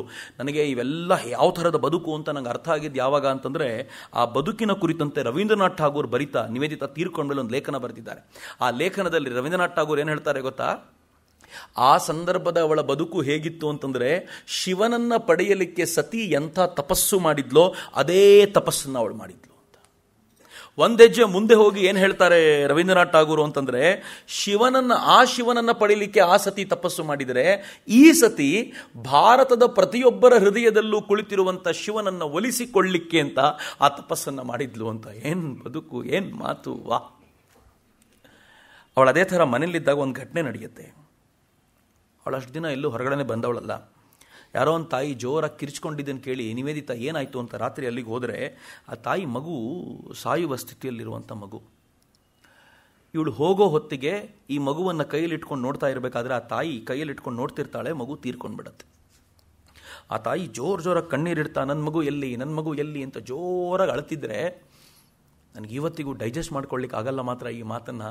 ಆ ತಾಯಿಯ ಜಾಗದಲ್ಲಿ, ಆ ತಾಯಿಯ ಹತ್ರಕ್ಕೆ ನಾನಿದ್ದಿದ್ರೆ ಈ ಮಾತು ಖಂಡಿತವಾಗಿಯೂ ನನ್ನ ಬಾಯಿಂದ ಬರ್ತಿರ್ಲಿಲ್ಲ. ನಮ್ಮಲ್ಲಿ ಯಾರಿದ್ರೂ ಈ ಮಾತು ಬರ್ತಿತ್ತೋ ಇಲ್ಲೋ, ಏನೋ ಬೇರೆ ಸಾಂತ್ವನ ಮಾಡಿರ್ತಿದ್ವಿ. ನಿವೇದಿತಾ ಏನು ಹೇಳ್ತಾಳೆ ಗೊತ್ತಾ? ಯಾಕಮ್ಮ ಅಳ್ತೀಯಾ? ನಿನ್ನ ಮಗು ಜಗನ್ಮಾತೆ ಹತ್ರ ಆಡಲಿಕ್ಕೆ ಅಂತ ಹೋಗಿದೆ. ಅವಳು ಆಡಿಸ್ತಾಳೆ, ಅವಳು ಮೊಲೆಯೂಡಿಸ್ತಾಳೆ, ಅವಳು ಊಟ ಮಾಡಿಸ್ತಾಳೆ, ನೀನು ಯಾಕೆ ತಲೆ ಕೆಡಿಸ್ಕೊಳ್ತೀಯ ಅಂತ ಅಂದ ತಕ್ಷಣ ಆ ತಾಯಿಯ ಕಣ್ಣೀರೆಲ್ಲ ಹಿಂಗೆ ಹೋಗ್ಬಿಡುತ್ತಲ್ಲ. ಹಾಗೆ ವಾಹ್, ನನ್ನ ಮಗುವನ್ನು ಕಾಳಿ ತನ್ನ ತೆಕ್ಕೆಯಲ್ಲಿ ಇಟ್ಕೊಳ್ತಿದ್ದಾಳೆ ಅಂತ ಗೊತ್ತಾದ ತಕ್ಷಣ ಅವಳಿಗೆ ಆನಂದವಾಗಿ ಅವಳು ಗಟ್ಟಿಯಾಗಿ ನಿವೇದಿತ ಅಂತ ತಬ್ಕೊಂಡ್ಬಿಡ್ತಾಳೆ. ನನಗೆ ಆ ತಬ್ಬುವಿಕೆಯ ದೃಶ್ಯ ಯಾವಾಗಲಾದರೂ ನೋಡುವಾಗ ಅನಿಸುತ್ತೆ, ಪೂರ್ವ ಮತ್ತು ಪಶ್ಚಿಮಗಳು ತಬ್ಬಿಕೊಂಡಿರುವ ಅಪರೂಪದ ದೃಶ್ಯ ಅಂತ. ಹಿಂದೂ ಮತ್ತು ಕ್ರಿಶ್ಚಿಯನ್ ಒಬ್ಬರನ್ನೊಬ್ಬರು ತಬ್ಬಿಕೊಂಡಿರುವಂಥ ದೃಶ್ಯ ಅಂತ. ನನಗೆ ಆ ದೃಶ್ಯವನ್ನು ಕಂಡಾಗ ಅನಿಸುತ್ತೆ, ಭಾರತದ ಹೆಣ್ಣುಮಗಳು ಪಶ್ಚಿಮದ ಹೆಣ್ಣುಮಗಳನ್ನು ತಬ್ಬಿಕೊಂಡು ನಿನ್ನನ್ನು ನಾನು ಒಪ್ಪಿಕೊಂಡಿದ್ದೀನಿ ಅಂತ ಹೇಳುವಂಥ ದೃಶ್ಯ ಅಂತ. ಅವಳ ತಪಸ್ಸಿಗೆ ಪ್ರತಿಫಲ ಸಿಕ್ಕಿಬಿಡ್ತು ಅವತ್ತು ಅಂತ. ಆ ಪ್ರತಿಫಲದ ದೃಶ್ಯ ಹೇಗಿತ್ತು ಅಂತಂದರೆ, ನಿವೇದಿತ ಬಹಳ ಮೂವ್ ಆಗ್ತಾಳೆ. ಅದರಿಂದ ಅವಳ ತಪಸ್ಸಿನ ಆ ಅಂತ್ಯ ಸ್ವಾಮೀಜಿ ಬಹಳ ಖುಷಿಯಾಗಿ ಅವಳನ್ನು ಕರೆದು ಒಂದಿನ ಹೇಳ್ತಾರೆ, ನಿವೇದಿತ ನೀನು ಇಲ್ಲಿಗೆ ಬಂದಿದ್ದು ಯಾಕೆ ಗೊತ್ತಾ? ನಿವೇದಿತ ಹೇಳ್ತಾಳೆ, ನಾನು ಸ್ಕೂಲನ್ನು ಮಾಡಬೇಕು, ಹೆಣ್ಮಕ್ಳಿಗೆ ಶಾಲೆ ತೆರಿಬೇಕು ಅಂತ ನಿಮ್ಮ ಕನಸಿತ್ತು, ಅದಕ್ಕೋಸ್ಕರ ಬಂದೆ ಅಂತ. ಅದಕ್ಕೆ ಸ್ವಾಮೀಜಿ ಹೇಳ್ತಾರೆ, ಮತ್ತು ಮರ್ತೇ ಹೋಗಿದೆಯಲ್ಲ, ಅದೇ ನೀನು ಮಾತಾಡಲ್ಲ ನನ್ನ ಜೊತೆ. ಅವಳು ಸ್ವಾಮೀಜಿ ಕೇಳಿ ಕೇಳಿ ಕೇಳಿ ಸ್ವಾಮೀಜಿ ಒಂದ್ಸಲ ಭಾಳ ಚೆನ್ನಾಗಿತ್ತು. ಸ್ವಾಮೀಜಿ ಅವಳಿಗೆ ಕೇಳ್ತಾರೆ, ಪದೇ ಪದೇ ಕೇಳ್ತಾರೆ ಅವಳು, ಸ್ವಾಮೀಜಿ ಶಾಲೆ ಶುರು ಮಾಡಬೇಕು. ಸ್ವಾಮೀಜಿ ಹೇಳ್ತಾರೆ, ಯೋಜನೆ ಮಾಡ್ಲಿಕ್ಕೆ ಹೋಗಬೇಡ, ಅಮ್ಮ ಯೋಜನೆ ಮಾಡ್ತಾಳೆ, ಆ ಯೋಜನೆಯಲ್ಲಿ ಜೋಡಿಸ್ಕೊಳ್ಳೋದಷ್ಟೇ ನಿನ್ನ ಕೆಲಸ ಅಂತ ಹೇಳ್ತಿರ್ತಾರೆ. ಇದಕ್ಕೆ ಅವಳು ಕೇಳೋದು ಬಿಟ್ಟಿದ್ದಕ್ಕೆ ಸ್ವಾಮೀಜಿ ಹೇಳ್ತಾರೆ, ಮರ್ತೇ ಹೋಗ್ಬಿಟ್ಟಿಯಾ ಸ್ಕೂಲ್ ಮಾಡೋದು, ಬಾ ಒಂದು ಮೀಟಿಂಗ್ ಕರಿ, ಸ್ಕೂಲ್ ಮಾಡೋಣ ಅಂತ ಸ್ವಾಮೀಜಿ ಹೇಳ್ತಾರೆ. ಅವಳು ಏನು ಮಾಡ್ತಾಳೆ, ಎಲ್ಲ ಆಶ್ರಮದ ಡಿವೋಟೀಸ್ನೆಲ್ಲ ಕರೆಸಿ ಕೂರಿಸ್ಕೊಂಡು ಇಂಗ್ಲೀಷ್ನಲ್ಲಿ ಮಾತಾಡ್ತಾಳೆ. ನಾನು ಶಾಲೆ ಯಾಕೆ ಮಾಡಬೇಕು, ಹೆಣ್ಮಕ್ಳಿಗೆ ಎಜುಕೇಷನ್ ಬೇಕು ಎಲ್ಲ ಕೇಳಿ, ಯಾರ್ಯಾರು ತಮ್ಮ ಹೆಣ್ಮಕ್ಳನ್ನ ಸೇರಿಸ್ತೀರಾ ಅಂತ ಕೇಳಿದರೆ ಯಾರೂ ಕೈ ಎತ್ತಲ್ಲ, ಎಲ್ಲರೂ ಕೇಳಿಸ್ಕೊಂಡು ಸುಮ್ಮನಿರ್ತಾರೆ. ಹಿಂದೆ ಸ್ವಾಮೀಜಿ ಕೂತಿರ್ತಾರೆ, ಯಾರಿಗೂ ಗೊತ್ತಿರಲ್ಲ, ಸ್ವತಃ ನಿವೇದಿತಾಗೆ. ಸ್ವಾಮೀಜಿ ಹಿಂದೆ ಕೂತಿದ್ದವರು ಒಬ್ಬನ ಹೆಸರನ್ನು ಹೇಳಿ, ಸುಮ್ಮನೆ ಹೆಣ್ಮಕ್ಳನ್ನ ಹೆತ್ತು ಬಿಡೋದು ಜವಾಬ್ದಾರಿ ಅಲ್ಲ, ಅವ್ರನ್ನ ಶಾಲೆಗೆ ಕಳಿಸಿ ಓದೋದು ಜವಾಬ್ದಾರಿ, ಬರ್ಕೊಳಮ್ಮ ಇವನಿಬ್ರು ಹೆಣ್ಮಕ್ಳು ನಿನ್ನ ಶಾಲೆಗೆ ಬರ್ತಾರೆ ಅಂದ್ಬಿಡ್ತಾರೆ ಸ್ವಾಮೀಜಿ. ನಿವೇದಿತಾಗೆ ಎಷ್ಟು ಖುಷಿಯಾಗ್ಬಿಡುತ್ತೆ ಅಂದರೆ, ತನ್ನ ಗುರುದೇವ ಹಿಂದೆ ಕೂತ್ಕೊಂಡು ಹಿಂಗೆ ಆಶೀರ್ವಾದ ಮಾಡ್ತಾರಲ್ಲ ಸ್ವಾಮೀಜಿ, ಪ್ರತಿ ಹಂತದಲ್ಲೂ ಅವಳಿಗೆ ಗೊತ್ತಾಗದಂತೆ ಎಷ್ಟು ಚೆನ್ನಾಗಿ ಹೇಗೆ ಹೋಗಬೇಕು ಅನ್ನೋಂಥ ಗೈಡೆನ್ಸ್ ಕೊಡ್ತಿದ್ರು ಅವಳಿಗೆ ಅಂತಂದರೆ, ಅಲ್ಲಿ ಕೂತು ಹೇಳಿದಾಗ ಇವಳಿಗೆ ಭಾಳ ಖುಷಿ. ಶಾಲೆ ಶುರುವಾಗತ್ತೆ. ಆ ಶಾಲೆ ಶುರುವಾಗೋದಕ್ಕೆ ಅದರ ಉದ್ಘಾಟನೆಗೆ ಯಾರು ಬರ್ತಾರೆ ಅಂದರೆ, ಸ್ವತಃ ಶಾರದಾ ಮಾತೆ ಬಂದುಬಿಡ್ತಾರೆ. ಶಾರದಾ ಮಾತೆ ಬಂದು ಉದ್ಘಾಟನೆ ಮಾಡೋ ದಿನ ಇವಳಿಗೆ ಏನು ಬಬ್ಲಿಂಗ್ ಎನರ್ಜಿ, ಅದು ಅಮ್ಮನೇ ಬರ್ತಾರೆ ಅಂದರೆ ಯಾರು ಏನು ಹೇಳಲಿಕ್ಕಾಗತ್ತೆ. ಶಾರದಾ ಮಾತೆ ಬಂದು ಪ್ರೀತಿಯಿಂದ ಉದ್ಘಾಟನೆ ಮಾಡ್ತಾರೆ. ಶಾರದಾ ಮಾತೆಗೆ ಭಾಳ ಖುಷಿ ಆಗ್ತಿದ್ದ ಸಂಗತಿ ಏನು ಅಂದರೆ, ನಿವೇದಿತಾ ಶಾಲೆಗೆ ಆಗಾಗ ಹೋಗೋದೇ ಖುಷಿಯ ಸಂಗತಿ. ಅವಳಿಗೂ ಶಾರದಾ ಮಾತೆ ಬಗ್ಗೆ ಇದ್ದಂಥ ಭಕ್ತಿ ಎಂಥದ್ದು ಗೊತ್ತೇನು? ವಿವೇಕಾನಂದರು ತೀರಿಕೊಂಡ ನಂತರವೂ ಕೂಡ ಪ್ರತಿದಿನ ಸಂಜೆ ಶಾರದಾ ಮಾತೆಯವ್ರ ಬಳಿ ಹೋಗಿ ಅವರ ಪಾದ ಧೂಳಿಯನ್ನು ತಗೊಂಡು ತಲೆಗೆ ಹಚ್ಕೊಳ್ಳದೆ ಇದ್ದರೆ ಆಗ್ತಾನೆ ಇರಲಿಲ್ಲ ಅವಳಿಗೆ. ಎವ್ರಿ ಸಂಡೇ ತನ್ನ ಸಮಯವನ್ನು ಹೇಗಾದರೂ ಮಾಡಿಕೊಂಡು ಶಾರದಾ ಮಾತೆಯವರಿದ್ದಂಥ ಮನೆಯನ್ನು ಸ್ವಚ್ಛ ಮಾಡಲಿಕ್ಕೆ, ಆ ಕಿಟಕಿಯನ್ನು ಕ್ಲೀನ್ ಮಾಡಿ, ಆ ಮನೆಯನ್ನು ಗುಡಿಸಿ ಒರೆಸಿ ಇಡ್ಲಿಕ್ಕೋಸ್ಕರ ಆಕೆ ಒದ್ದಾಡ್ತಿದ್ಲು. ಅದು ಅವಳು ಮಾಡ್ತಿದ್ದ ಕೆಲಸ. ಅವಳ ಪ್ರೀತಿ, ಅಗಾಧವಾದ ಪ್ರೀತಿ ಎಂಥದ್ದು ಅಂತಂದರೆ, ಮುಂದೆ 3ನೇ ಬಾರಿ ಪ್ರಾಬಬ್ಲಿ ಅಥವಾ 4ನೇ ಬಾರಿ ಆಕೆ ವಿದೇಶಕ್ಕೆ ಹೋದಾಗ ತನ್ನ ಅತ್ಯಂತ ಆತ್ಮೀಯ ಗೆಳತಿಯಾಗಿದ್ದಂಥ ಮತ್ತು ವಿವೇಕಾನಂದರ ಪರಮ ಶಿಷ್ಯಾಗಿದ್ದಂಥ ಮಿಸಸ್ ಬುಲ್ ಮನೆಗೆ ಆಕೆ ಹೋಗಿರ್ತಾಳಲ್ಲ, ಆಕೆಯ ಅಂತಿಮ ಘಟ್ಟದಲ್ಲಿ ಅಲ್ಲಿ ಕುಳಿತುಕೊಂಡು ಶಾರದಾ ಮಾತೆಗೆ ಒಂದು ಪತ್ರ ಬರೀತಾರೆ. ಅಮ್ಮ, ನಿನ್ನ ಹತ್ರ ಇರುವಷ್ಟು ಶಾಂತಿ ಇನ್ನೆಲ್ಲೂ ಇಲ್ಲ, ಈಕೆ ಅಂತಿಮ ಕ್ಷಣ ಅಂತ ಅನಿಸುತ್ತೆ, ಅಲ್ಲಿ ಕುಳಿತುಕೊಂಡು ಶಾಂತಿ ಹರಿಸ್ತೀಯನಮ್ಮ ಅಂತ ಶಾರದಾ ಮಾತೆಗೆ ಪತ್ರ ಬರೀತಾರೆ. ಶಾರದಾ ಮಾತೆ ರಿಪ್ಲೈ ಮಾಡ್ತಿದ್ರು ಗೊತ್ತೇನು? ಶಾರದಾ ಮಾತೆ ಹೆಂಗೆ ರಿಪ್ಲೈ ಮಾಡ್ತಿದ್ರು ಅಂದರೆ, ಮಗು ನೀನು ಆರಂಭದಲ್ಲಿ ನೀನು ಮಾತಾಡಿದ್ದು ನಂಗೆ ಗೊತ್ತಾಗ್ತಿರಲಿಲ್ಲ, ನಾನು ಮಾತಾಡಿದ್ದು ನಿಂಗೆ ಗೊತ್ತಾಗ್ತಿರ್ಲಿಲ್ಲ, ನೀನು ಬಂಗಾಳಿ ಕಲ್ತು ಬಿಟ್ಟಿಯಲ್ಲ, ಈಗ ನೀನು ಮಾತಾಡೋದು ನಂಗೆ ತುಂಬ ಚೆನ್ನಾಗಿ ಅರ್ಥ ಆಗುತ್ತೆ, ಭಾಳ ಸಂತೋಷ, ಆದರೆ ವಿದೇಶಕ್ಕೆ ಹೋದ ಮಾತ್ರಕ್ಕೆ ಬಂಗಾಳಿ ಮರೆತು ಬಿಡಬೇಡ.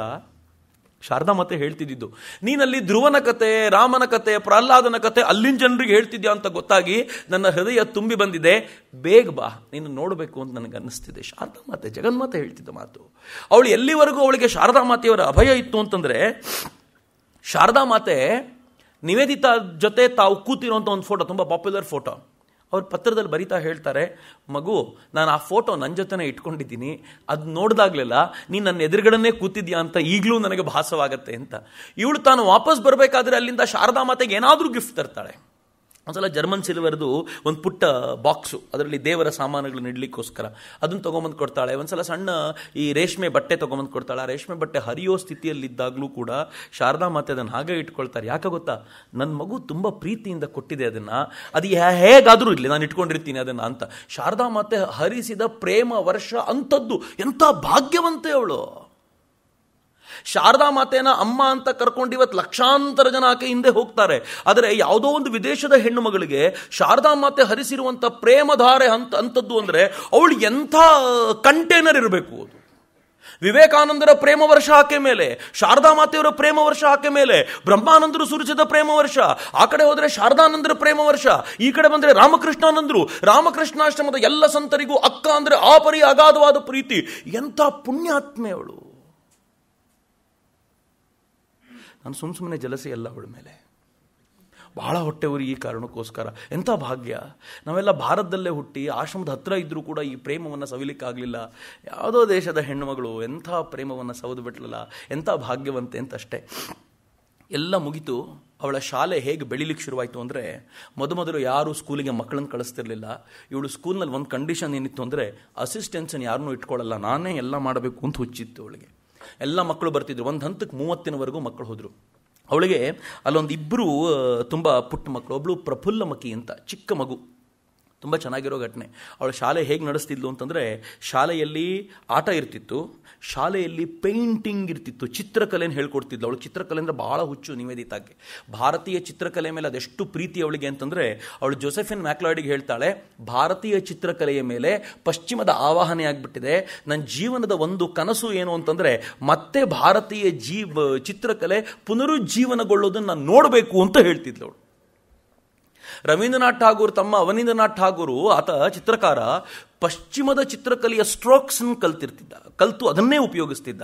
ಇವಳೊಂದ್ಸಲ ಮಾತಾಡ್ತಾ ಹೇಳ್ತಾಳೆ, ಇದನ್ಯಾಕೆ ನೀನು ಕಾಪಿ ಮಾಡ್ತೀಯ, ಭಾರತೀಯ ಚಿತ್ರಕಲೆಯ ವೈಭವ ಎಂಥದ್ದಿದೆ ಗೊತ್ತೇನು ಅಂತ ಅವನಿಗೆ ಹೇಳಿ, ಆತ ಮುಂದೆ ಭಾರತೀಯ ಚಿತ್ರಕಲೆಯನ್ನು ತಾನು ಅಳವಡಿಸಿಕೊಂಡು ಭಾರತ ಮಾತೆಯ ಅಥವಾ ಕಾಳಿಯ ಚಿತ್ರವೊಂದನ್ನು, ಭಾರತ ಮಾತೆಯೇ ವಿಶೇಷವಾಗಿ ಆ ಚಿತ್ರವನ್ನು ಬರೆದು ಅವಳಿಗೆ ತಂದುಕೊಟ್ಟಾಗ ಆನಂದದಿಂದ ಕುಣಿದಾಡ್ತಾಳವಾ, ಎಷ್ಟು ಚೆನ್ನಾಗಿದೆಯಲ್ಲ ಅಂತ.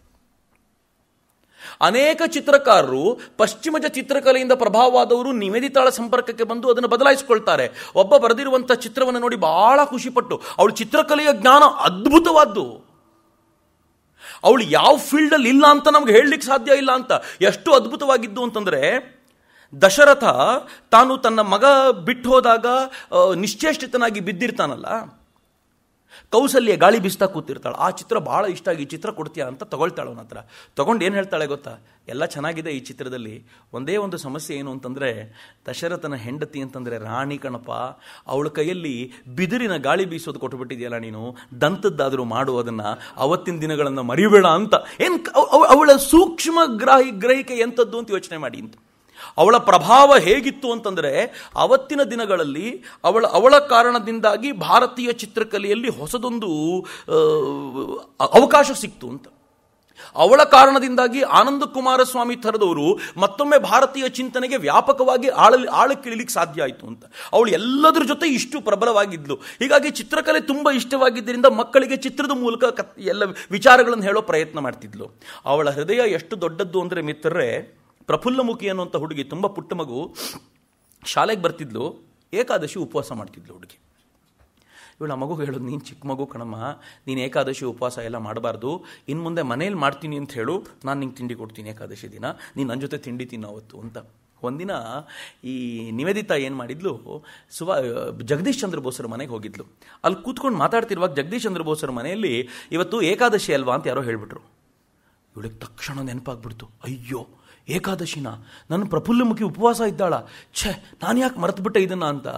ಜಗದೀಶ್ ಚಂದ್ರ ಬೋಸರ ಜೊತೆ ಮಾತಾಡ್ತಿದ್ದವಳು ಅಲ್ಲಿಂದನೇ ಎದ್ದು ಓಡಿ ಬಂದು ತನ್ನ ಬ್ಯಾಗ್ನಲ್ಲಿದ್ದ ಡಬ್ಬಿನ ತೆಗೆದು ಪ್ರಫುಲ್ಲಮುಖಿಗೆ ತಿನ್ನಿಸಿ ಕಣ್ಣೀರು ತುಂಬ್ಕೊಂಡ್ಬಿಟ್ಟಿದೆ ಅವಳಿಗೆ. ಮಗು ಇನ್ಯಾವತ್ತೂ ಹೀಗಾಗಲ್ಲ ಕಣೋ, ಇವತ್ತೊಂದಿನ ತಪ್ಪುಟ್ಟೆ ನಾನು ಅಂತ ಆ ಪುಟ್ಟ ಮಗುವಿನೊಂದಿಗೆ ಮಾತಾಡ್ತಾಳಲ್ಲ ಅಕ್ಕ, ಏನು ದೊಡ್ಡವಳ್ರಿ ಇವಳು. ಈ ಭಾರತದ ಮಕ್ಕಳೊಂದಿಗೆ ಅದೆಷ್ಟು ಪ್ರೀತಿ ಅವಳಿಗೆ. ಬಹುಶಃ ಗಿರಿಬಾಲ ಘೋಷ್ ಅಂತ 22 ವರ್ಷದ ಒಂದು ಹೆಣ್ಮಗಳು, ಅವಳು 22 ವರ್ಷಕ್ಕೆ ವಿಧವೆಯಾಗಿದ್ದಂಥ ಹುಡುಗಿ, ಇವಳ ಶಾಲೆಗೆ ಬರ್ತಾಳೆ ಅಂದಾಗ ಅಕ್ಕಪಕ್ಕದವರು ಆಡ್ಕೊಳ್ತಿದ್ರು ಅಂತ ಬರ್ತಿರ್ಲಿಲ್ಲ. ಒಂದಿನ ಗಿರಿಬಾಲ ಘೋಷಾಳ ಅಜ್ಜಿ ಅಲ್ಲಿ ಸ್ನಾನ ಮಾಡ್ಕೊಂಡು ಬರಬೇಕಾದ್ರೆ ಇವಳ ಶಾಲೆಯಿಂದ ವೇದಘೋಷಗಳು ಮಂತ್ರಗಳು ಕೇಳೋದು ನೋಡಿ, ನನ್ನ ಮೊಮ್ಮಗಳು ಶಾಲೆಗೆ ಬರ್ತಾಳೆ, ಯಾರು ಏನು ಬೇಕಿದ್ರು ಮಾಡಲಿ ಅಂತ. ಆದರೆ ಶಾಲೆಗೆ ಹೋಗಬೇಕಾದ್ರೆ ದೂರ ಆಗುತ್ತೆ ಅಂತ ಅಕ್ಕ ಏನು ಮಾಡಿದ್ಲು ಗೊತ್ತಾ, ಅವ್ರನ್ನೆಲ್ಲ ಕರ್ಕೊಂಡು ಬರುವಂಥ ವ್ಯಾನು ಗಿರಿಬಾಲ ಘೋಷ್ ಮನೆವರೆಗೂ ಕಷ್ಟ ಆದರೂ ಹೋಗಬೇಕು, ಯಾಕೆಂದರೆ ಆ ಮಗು ಶಿಕ್ಷಣದಿಂದ ವಂಚಿತಳಾಗಬಾರ್ದು ಅಂತ ಅಲ್ಲಿವರೆಗೂ ಕಳಿಸಿ ಕರ್ಕೊಂಬರೋ ವ್ಯವಸ್ಥೆ ಮಾಡಿದ್ಲಲ್ಲ, ಇದು ಅಕ್ಕನ ದೊಡ್ಡತನ. ಹಂಗಂತ ದುಡ್ಡು ಭಾಳ ಇತ್ತು ಅಂತ ತಿಳ್ಕೊಳ್ಬೇಡಿ. ಎಷ್ಟು ಕಷ್ಟ ಇತ್ತು ಈ ಮಹಾತ್ಮಳಿಗೆ ಅಂತಂದರೆ, ಒಂದಿನ ಸ್ವಾಮಿ ವಿವೇಕಾನಂದರು ಅವಳನ್ನು ಕರೆದ್ರು. ಮಗು, ದುಡ್ಡು ತುಂಬ ಕಡಿಮೆ ಆಗಿದೆ, ತುಂಬ ಸಂಕಟದಲ್ಲಿದ್ದೀವಿ ನಾವೆಲ್ಲ, ಆಶ್ರಮ ನಡೆಸೋದೇ ಕಷ್ಟ ಆಗ್ತಿದೆ, ನಿನ್ನನ್ನು ಎಲ್ಲಿಂದ ನೋಡ್ಕೊಳ್ಳೋದು ನಾನು, ನಿನ್ನ ಶಾಲೆಗೆ ಏನು ಮಾಡೋದು, ಅದಕ್ಕೆ ನೀನು ಭಾರತ ಬಿಟ್ಟು ಹೊರಟು ಬಿಡು ಅಂದರು ಸ್ವಾಮೀಜಿ. ನನಗೆ ಮೊದಲನೇ ಬಾರಿಗೆ ಅದು ಓದಿದಾಗ ಎಷ್ಟು ಸಂಕಟ ಆಗ್ಬಿಡ್ತು ಅಂದರೆ, ಭಾರತೀಯರು ಈ ವಿಚಾರದಲ್ಲಿ ಭಾಳ ಕಂಜೂಸು ಅಂತ ಅರ್ಥ ಮಾಡ್ಕೊಳ್ಳೋದು ಭಾಳ ಕಷ್ಟ ನಮಗೆ. ಸ್ವಾಮೀಜಿ ಹೇಳ್ತಾರೆ, ಭಾರತೀಯರು ದುಡ್ಡು ಬಿಚ್ಚಲ್ಲ, ನಂಗೆ ತುಂಬ ಕಷ್ಟ ಆಗ್ತಿದೆ, ನಿನ್ನ ಈ ಕಷ್ಟನ ಅನುಭವಿಸೋದು ಬೇಡ, ನನ್ನ ಭಾರತ ನಿನ್ನ ಕಷ್ಟ ಕೊಡ್ತು ಅಂತ ಆಗೋದು ಬೇಡ, ನೀನು ಹೊರಡು ಅಂತಂದರೆ ಅಕ್ಕ ಏನು ಹೇಳ್ತಾಳೆ ಗೊತ್ತಾ, ನನ್ನ ಅಕೌಂಟಲ್ಲಿ 600 ರೂಪಾಯಿ ದುಡ್ಡಿದೆ ಸ್ವಾಮೀಜಿ, ಆ 600 ರೂಪಾಯಿ ಖಾಲಿ ಆಗೋವರೆಗೂ ಶಾಲೆ ನಡೆಸ್ತೀನಿ, ದಯವಿಟ್ಟು ಬೇಡ ಅನ್ಬೇಡಿ ಅಂತ ಕೇಳ್ತಾಳೆ ಸ್ವಾಮೀಜಿ. ಸ್ವಾಮೀಜಿ ಹೆಲ್ತ್ ತುಂಬ ಹಾಳಾಗ್ತಾ ಇರೋದನ್ನು ನೋಡಿ ಅಕ್ಕ ಸ್ವಾಮೀಜಿಗೆ ಹೇಳ್ತಾಳೆ, ನಾವು ವಿದೇಶಕ್ಕೆ ಹೋಗೋಣ, ವಿದೇಶಕ್ಕೆ ಹೋದರೆ ನಿಮ್ಮ ಹೆಲ್ತ್ ಸುಧಾರಿಸುತ್ತೆ ಅಂತ ಎಲ್ಲರೂ ಹೇಳ್ತಾರೆ, ನೀವು ದಯಮಾಡಿ ಬನ್ನಿ ಅಂತ ಕೇಳಿದಾಗ ಸ್ವಾಮೀಜಿ ಹ್ಞೂ ಅಂತಾರೆ. ಕರೆಕ್ಟು, ನನಗೂ ಹೆಲ್ತ್ ತುಂಬ ಹಾಳಾಗಿದೆ, ಒಂದ್ಸಲ ವಿದೇಶದ ಮಿತ್ರರನ್ನ ನೋಡ್ಕೊಂಡು ಬಂದು ಮಾತಾಡಿಸ್ಕೊಂಡು ಬಂದರೆ ಅಲ್ಲಿನ ಹವೆಗೆ ಒಳ್ಳೇದಾಗ್ಬೋದೇನೋ ಅಂತ ಹೆಲ್ತ್ ಹಾಳಾಗಿದ್ದಾಗ ಹೇಳ್ತಾರಲ್ಲ. ಈಕೆ ಎಲ್ಲ ತಯಾರಿ ಮಾಡೋ ವೇಳೆಗೆ ಹೆಲ್ತ್ ಸ್ವಲ್ಪ ಸರಿಯಾಗುತ್ತಲ್ಲ, ಸ್ವಾಮೀಜಿ ಹೇಳೋರಂತೆ ವಿದೇಶವೂ ಇಲ್ಲ ಎಲ್ಲೂ ಇಲ್ಲ, ನಂಗೆ ಮಾಡ್ಲಿಕ್ಕೆ ಭಾಳ ಕೆಲಸ ಇದೆ, ನೀನು ಬೇಕಿದ್ರೆ ಹೋಗ್ಬಾ, ನಾನು ಇಲ್ಲೇ ಇರ್ತೀನಿ ಅಂತ. ಇವಳು 2-3 ಸಲ ಹೀಗೆ ಪದೇ ಪದೇ ಸ್ವಾಮೀಜಿ ಹ್ಞೂ ಅಂತ ಹೇಳೋದು, ಹೆಲ್ತ್ ಸ್ವಲ್ಪ ತಯಾರಾಗ್ಬಿಟ್ರೆ ಇಲ್ಲ ನಂಗೆ ಭಾಳ ಕೆಲಸ ಇದೆ ಇಲ್ಲಿ, ನಾನು ಈ ಕೆಲಸ ಮುಗಿಸೇ ಹೋಗೋನು, ಹಿಂಗಾಗಿ ನಾನು ಬರಲ್ಲ ಅಂತ. ಕೊನೆಗೊಂದಿನ ಹಠ ಹಿಡಿದು ಎಲ್ಲರೂ ಸೇರಿ ಸ್ವಾಮೀಜಿ ವಿದೇಶಕ್ಕೆ ಹೋಗಲೇಬೇಕು ಅಂತ ನಿಶ್ಚಯ ಮಾಡಿ ಸ್ವಾಮಿ ವಿವೇಕಾನಂದರು ವಿದೇಶಕ್ಕೆ ಹೊರಡ್ಲಿಕ್ಕೆ ಸಿದ್ಧರಾದರು. ವಿದೇಶಕ್ಕೆ ಹೋಗ್ಲಿಕ್ಕೆ 2 ಕಾರಣ ಇತ್ತು. ಒಂದು ಸ್ವಾಮಿ ವಿವೇಕಾನಂದರ ಹೆಲ್ತು, 2ನೇದು ತಾನು ಶಾಲೆ ನಡೆಸಲಿಕ್ಕೆ ವಿದೇಶದಿಂದ ಫಂಡ್ ರೇಸ್ ಮಾಡಬೇಕು ಅಂತ. ದಾರಿಲಿ ಹೋಗ್ತಾ ಕೇಳ್ತಾಳೆ, ಸ್ವಾಮೀಜಿ ನನಗೆ ಫಂಡ್ ರೇಸ್ ಆಗುತ್ತಾ ಅಂತ ಕೇಳ್ತಾಳೆ. ಸ್ವಾಮೀಜಿ ಹೇಳ್ತಾರೆ, ನನಗೂ ಅನುಮಾನ ಅಂತ, ಗೊತ್ತಿಲ್ಲ, ಹೋಗೋಣ, ಏನಾಗುತ್ತೋ ನೋಡೋಣ, ಭಗವಂತನ ಇಚ್ಛೆ, ನಾವ್ಯಾರು, ಅವನ ಇಚ್ಛೆ ಹೇಗಿರುತ್ತೋ ಹಾಗೆ ನಡೆಯುತ್ತೆ ಅಂತ ಸ್ವಾಮೀಜಿ ಹೋಗ್ತಾ ಇರಬೇಕಾದ್ರೆ ದಾರಿಯಲ್ಲಿ ಬಹುಶಃ ಸ್ವಾಮೀಜಿ ಜೊತೆಗೆ ತುರ್ಯಾನಂದರಿದ್ರು ಅನ್ಸುತ್ತೆ. ಈ ಹಡಗಿನ ಡೆಕ್ನಲ್ಲಿ ಅವಳು ಬರ್ಕೊಳ್ತಾಳೆ, ನಾನು ಜೀವಮಾನದಲ್ಲಿ ಮರಿಲಿಕ್ಕಾಗದೇ ಇರುವಂಥ ಪ್ರಯಾಣ ಅದು ಅಂತ. ಹಡಗಿನ ಡೆಕ್ನಲ್ಲಿ ಸ್ವಾಮೀಜಿ ಮತ್ತು ನಿವೇದಿತಾ ಕೂತ್ಕೊಂಡು ಮಾತಾಡ್ತಾ ಇದ್ರೆ ಗಂಟೆಗಟ್ಟಲೆ ಮಾತಾಡ್ತಿದ್ರು. ನಿವೇದಿತಾ ಹೇಳ್ಕೊಳ್ತಾಳೆ, ಒಂದು ದಿನ ಒಂದು ಕ್ಷಣ ಕೇಳಿದ್ದನ್ನ ನಾನು ಮತ್ತೊಮ್ಮೆ ಸ್ವಾಮೀಜಿ ಬಾಯಲ್ಲಿ ಕೇಳ್ತಿರ್ಲಿಲ್ಲ ಅಂತ. ಅಷ್ಟು ವಿಚಾರವನ್ನು ಸ್ವಾಮೀಜಿ ಹರಿಸ್ತಿದ್ರು. ಮಧ್ಯೆ ಮಧ್ಯೆ ಅವರ ಸೋದರ ಸನ್ಯಾಸಿ ಬಂದು, ಸ್ವಾಮೀಜಿ ಅನುಷ್ಠಾನಕ್ಕೆ ಸಮಯ ಆಯಿತು, ಇಂಥದ್ದೇನೋ ಮಾಡಬೇಕು ಅಂತಂದರೆ ಇವತ್ತು ಬೇಡ, ನಾಳೆ ಮಾಡ್ತೀನಿ, ಇವಳಿಂದ ಮುಂದೆ ಭಾರತಕ್ಕಾಗಬೇಕಾಗಿರೋ ಕೆಲಸ ಬಹಳ ಇದೆ, ನಾನು ಇವಳಿಗೆ ಹೇಳಬೇಕಾಗಿರೋದನ್ನೆಲ್ಲ ಹೇಳಬೇಕು ಅಂತ ಈ ದೇಶದ ಕಥನಗಳನ್ನು ಮುಂದೆ ನಿವೇದಿತಾ ಜಗತ್ತಿನ ಮುಂದೆ ಪ್ರಸ್ತುತಪಡಿಸುವಂಥ ಅನೇಕ ಕಥನಗಳನ್ನು ದಾರಿಯುದ್ದಕ್ಕೂ ಸ್ವಾಮೀಜಿ ಹೇಳ್ಕೊಂಡು ಹೋದ್ರು. ಅವಳು ಎಷ್ಟು ಭಾವಾವಿಷ್ಟಳಾದ್ಲು ಅಂತಂದರೆ, ಲಂಡನ್ನಿಗೆ ಹಡಗು ಸೇರೋಕ್ಕಿಂತ ಮುಂಚೆ ಅವಳು ಇಡೀ ಭಾರತವನ್ನು ಒಮ್ಮೆ ದರ್ಶನ ಮಾಡ್ಕೊಂಡಂಗೆ ಆಗ್ಬಿಟ್ಟಿತ್ತು ಅವಳಿಗೆ. ಆದರೆ ಒಳಗಿದ್ದಂಥ ಮಾರ್ಗರೆಟ್ ನೋಬೆಲ್ ಇನ್ನೂ ಸತ್ತಿರಲಿಲ್ಲ. ಸ್ವತಂತ್ರ ಸ್ವಭಾವದ ಹೆಣ್ಮಗಳು ಆ ಡೆಕ್ಕಲ್ಲಿ ನಿಂತ್ಕೊಂಡು ಯೋಚನೆ ಮಾಡ್ತಾಳೆ, ನಾನು ಸ್ವಾಮೀಜಿಯವರು ಹೇಳಿದಂತೆ ಕೇಳ್ಕೊಂಡಿದ್ಬಿಡ್ತೀನಾ, ನನಗೆ ಸ್ವತಂತ್ರ ವ್ಯಕ್ತಿತ್ವ ಇಲ್ವಾ, ನಾನು ಸ್ವತಂತ್ರವಾಗಿ ಕೆಲಸ ಮಾಡೋದು ಬೇಡವಾ, ಎಲ್ಲಿವರೆಗೂ ಸ್ವಾಮೀಜಿ ಅಡಿಯಲ್ಲಿ ನಾನು ಹೀಗೇ ಇರಬೇಕು ಅಂತ ಒಂದು ಸ್ವತಂತ್ರ ಭಾವ ಜಾಗೃತವಾಗುತ್ತೆ ಅವಳಿಗೆ. ಆ ಸ್ವತಂತ್ರ ಭಾವ ಜಾಗೃತವಾಗಿರುವಂಥ ಫೀಲಿಂಗ್ ಯಾವಾಗ ಸ್ವಾಮಿ ವಿವೇಕಾನಂದರಿಗೆ ಗೊತ್ತಾಗುತ್ತೋ, ಅವ್ರು ಯಾವತ್ತೂ ಯಾರ ಮೇಲೂ ಏನು ಹೇರಿದಂಥವರಲ್ಲ, ಅವ್ರು ನಿಶ್ಚಯ ಮಾಡ್ತಾರೆ ಈ ಮಗುವನ್ನು ಸ್ವತಂತ್ರವಾಗಿ ಬಿಡಬೇಕು ಅಂತ. ಆಗ ಬಿಡೋದಕ್ಕೆಲ್ಲ ತಯಾರಿ ಶುರುವಾಗುತ್ತೆ. ಮೊದಲನೇ ಸಲಕ್ಕೆ ಸ್ವಾಮಿ ವಿವೇಕಾನಂದರು ನಿವೇದಿತಾ ಮನೆಗೆ ಹೋಗ್ತಾರೆ. ನಿವೇದಿತಾ ಮನೆಗೆ ಹೋದಾಗ ನಿವೇದಿತಾಗ ಒಂದು ಟೆನ್ಷನ್ನು. ಈಗಿನ ನಿವೇದಿತಾಳ ಆಟಿಟ್ಯೂಡ್ ಪೂರ್ತಿ ಹಿಂದೂ ಆಟಿಟ್ಯೂಡ್ ಆಗಿಬಿಟ್ಟಿದೆ. ನಿವೇದಿತಾಳಿಗೆ ತಮ್ಮ ಇದ್ದಾನೆ, ತಂಗಿ ಇದ್ದಾಳೆ. ಇವಳು ಹಿಂದೂ ಆಗಿದ್ದಾಳೆ ಅಂತ ಗೊತ್ತಾದರೆ ಅವಳು ತಂಗಿಗೆ ಮದುವೆ ಆಗುತ್ತೋ ಇಲ್ವೋ, ತಮ್ಮನಿಗೆ ಹೆಣ್ಣು ಸಿಗುತ್ತೋ, ಏನೇನೋ ಪ್ರಾಬ್ಲಮ್. ನನ್ನ ಮನೆಯವ್ರು ಹೇಗೆ ಸ್ವೀಕಾರ ಮಾಡ್ತಾರೋ ವಿವೇಕಾನಂದರನ್ನ ಅಂತೆಲ್ಲ. ಆದರೆ ವಿವೇಕಾನಂದರ ಹೃದಯ ಎಂಥ ದೊಡ್ಡದ್ದು ಅಂತಂದರೆ, ನಿವೇದಿತಾಳ ತಾಯಿ ವಿವೇಕಾನಂದರನ್ನ ಸ್ವಂತ ಮಗನ ಥರ ನೋಡ್ಕೊಳ್ತಾಳೆ. ನಿವೇದಿತಾಳ ತಮ್ಮ ಎಷ್ಟರ ಮಟ್ಟಿಗೆ ವಿವೇಕಾನಂದರ ಪ್ರೇಮಕ್ಕೆ ಒಳಗಾಗ್ತಾನೆ ಅಂದರೆ, ಅವನು ಕೇಳ್ಕೊಳ್ತಾನೆ, ಸ್ವಾಮೀಜಿ ಅಕ್ಕನ ಥರ ನಾನು ಕೂಡ ನಿಮ್ಮ ಜೊತೆ ಬಂದ್ಬಿಡ್ತೀನಿ ಸ್ವಾಮೀಜಿ ಅಂತ. ಸ್ವಾಮೀಜಿ ಹೇಳ್ತಾರೆ, ಒಂದೇ ಮನೆಯಿಂದ ಇಬ್ಬರನ್ನ ಕರ್ಕೊಂಡು ಹೋಗಬಾರ್ದು, ಅದಕ್ಕೆ ನಾನು ಇಲ್ಲೇ ಬಿಡ್ತೀನಿ ಅಂತ. ಅವನು ಎಲ್ಲಿವರೆಗೂ ಹೇಳ್ತಾನೆ ಅಂದರೆ ಭಾಳ ಚೆನ್ನಾಗಿರೋದು. ವಿವೇಕಾನಂದರ ಬಗ್ಗೆ ಮಾತನಾಡುವಾಗ ಕೆಲವು ಅಯೋಗ್ಯರು ಹೇಳ್ತಾರೆ, ಸ್ವಾಮಿ ವಿವೇಕಾನಂದರು ವಿದೇಶದಲ್ಲಿ ತಿನ್ನಬಾರ್ದೆಲ್ಲ ತಿಂದಿದ್ದಾರೆ, ಅಂದರೆ ಬೀಫ್ ತಿಂದಿದ್ದಾರೆ ಅಂತ. ನೀನು ತಿನ್ನಬಾರ್ದು, ಇನ್ನೇನು ಬೀಫ್ ಎಲ್ಲ ತಿಂದಿದ್ದಾರೆ ಸ್ವಾಮೀಜಿ ಅಂತ ಅನೇಕರು ಹೇಳ್ತಾರೆ. ಆದರೆ ಗೊತ್ತಿರಲಿ ಮಿತ್ರರೇ, ನಿವೇದಿತಾ ಮನೆಗೆ ವಿವೇಕಾನಂದರು ಹೋದಾಗ ನಿವೇದಿತಾಳ ತಮ್ಮ ರಿಚ್ಮಂಡ್ ವಿವೇಕಾನಂದರನ್ನು ಮಾತನಾಡಿಸ್ತಾ ಹೇಳ್ತಾನೆ, ಏನು ಮಾಡಿದ್ದೀರಿ ಮೋಡಿ ನಮ್ಮ ಅಕ್ಕನ ಮೇಲೆ ನೀವು? ನಮ್ಮ ಅಕ್ಕ ನಿಮ್ಮ ಪ್ರಭಾವಕ್ಕೆ ಒಳಗಾದ ಮೇಲೆ ನಮ್ಮ ಮನೆಯಿಂದ ನಮ್ಮ ಮೆನುವಿನಲ್ಲಿ, ತಿಂಡಿ ಊಟದ ಮೆನುವಿನಲ್ಲಿ ಬೀಫ್ ಹೋಗಿದೆ ಅಂತ.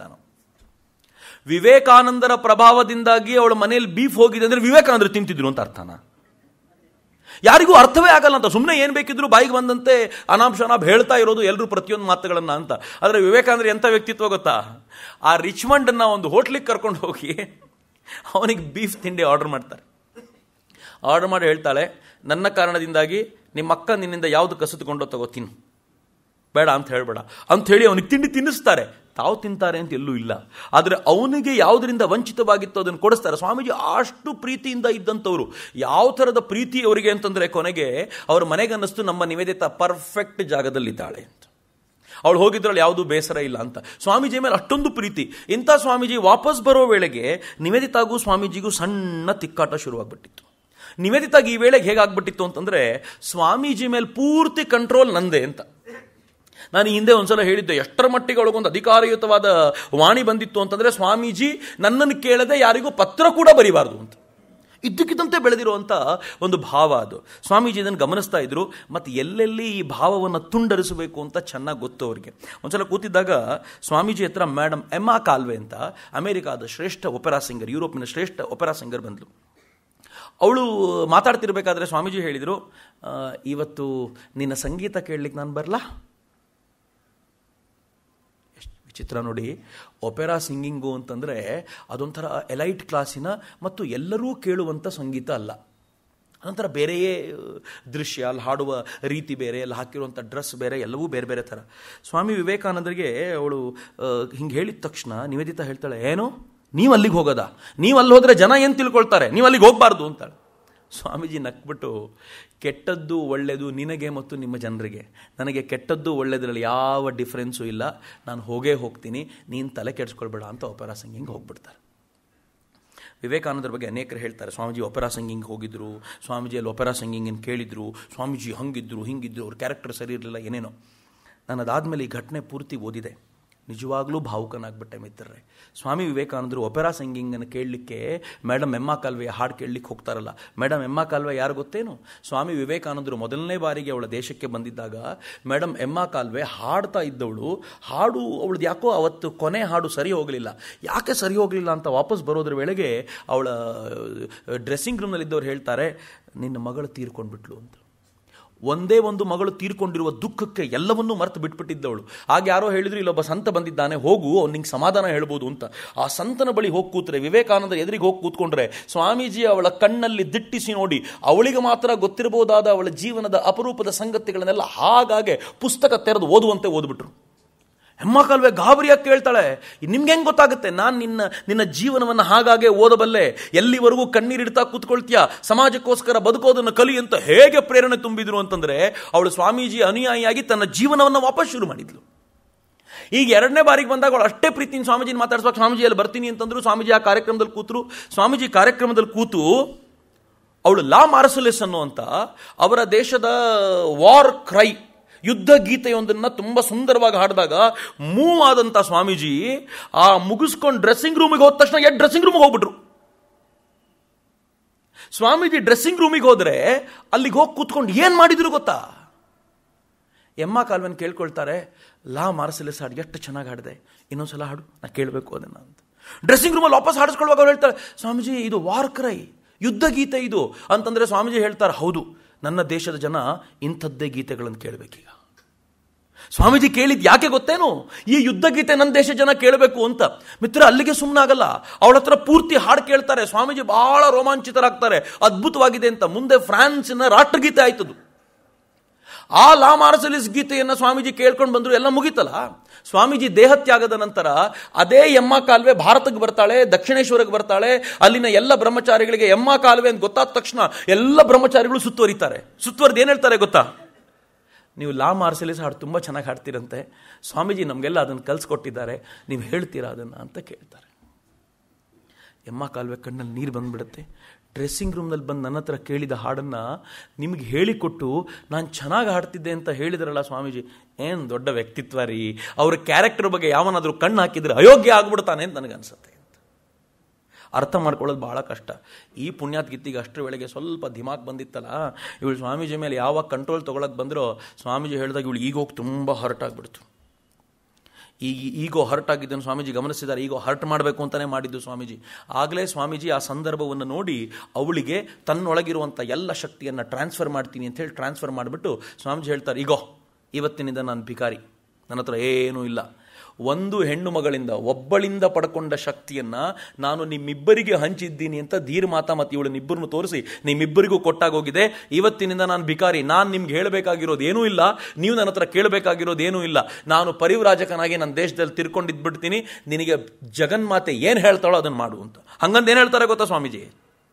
ಅವಳನ್ನೊಂದು ಮರದ ಕೆಳಗಡೆ ಕರ್ಕೊಂಡೋಗಿ ಹೇಳ್ತಾರೆ, ನಿನ್ನನ್ನು ನಾನು ಸೃಷ್ಟಿ ಮಾಡಿದರೆ ನೀನು ಸತ್ತು ಹೋಗ್ತೀಯ, ಕಾರ್ಯರಂಗಕ್ಕೆ ಧುಮುಕು. ನಿನ್ನನ್ನು ಜಗನ್ಮಾತೆ ಸೃಷ್ಟಿ ಮಾಡಿದರೆ ನೀನು ಉಳ್ಕೊಳ್ತೀಯ, ನೀನು ಸಾಯೋದಿಲ್ಲ ಅಂಥೇಳಿ ಸ್ವಾಮೀಜಿ ಹೇಳಿ ಹೊರಟ್ಬಿಡ್ತಾರೆ. ಅವಳಿಗೆ ಶಕ್ತಿ ಅದು, ಆದರೆ ಅವಳಿಗೆ ಇನ್ನೂ ಪೂರ್ಣ ಪ್ರಮಾಣದ ಜ್ಞಾನೋದಯ ಆಗಲಿಲ್ಲ.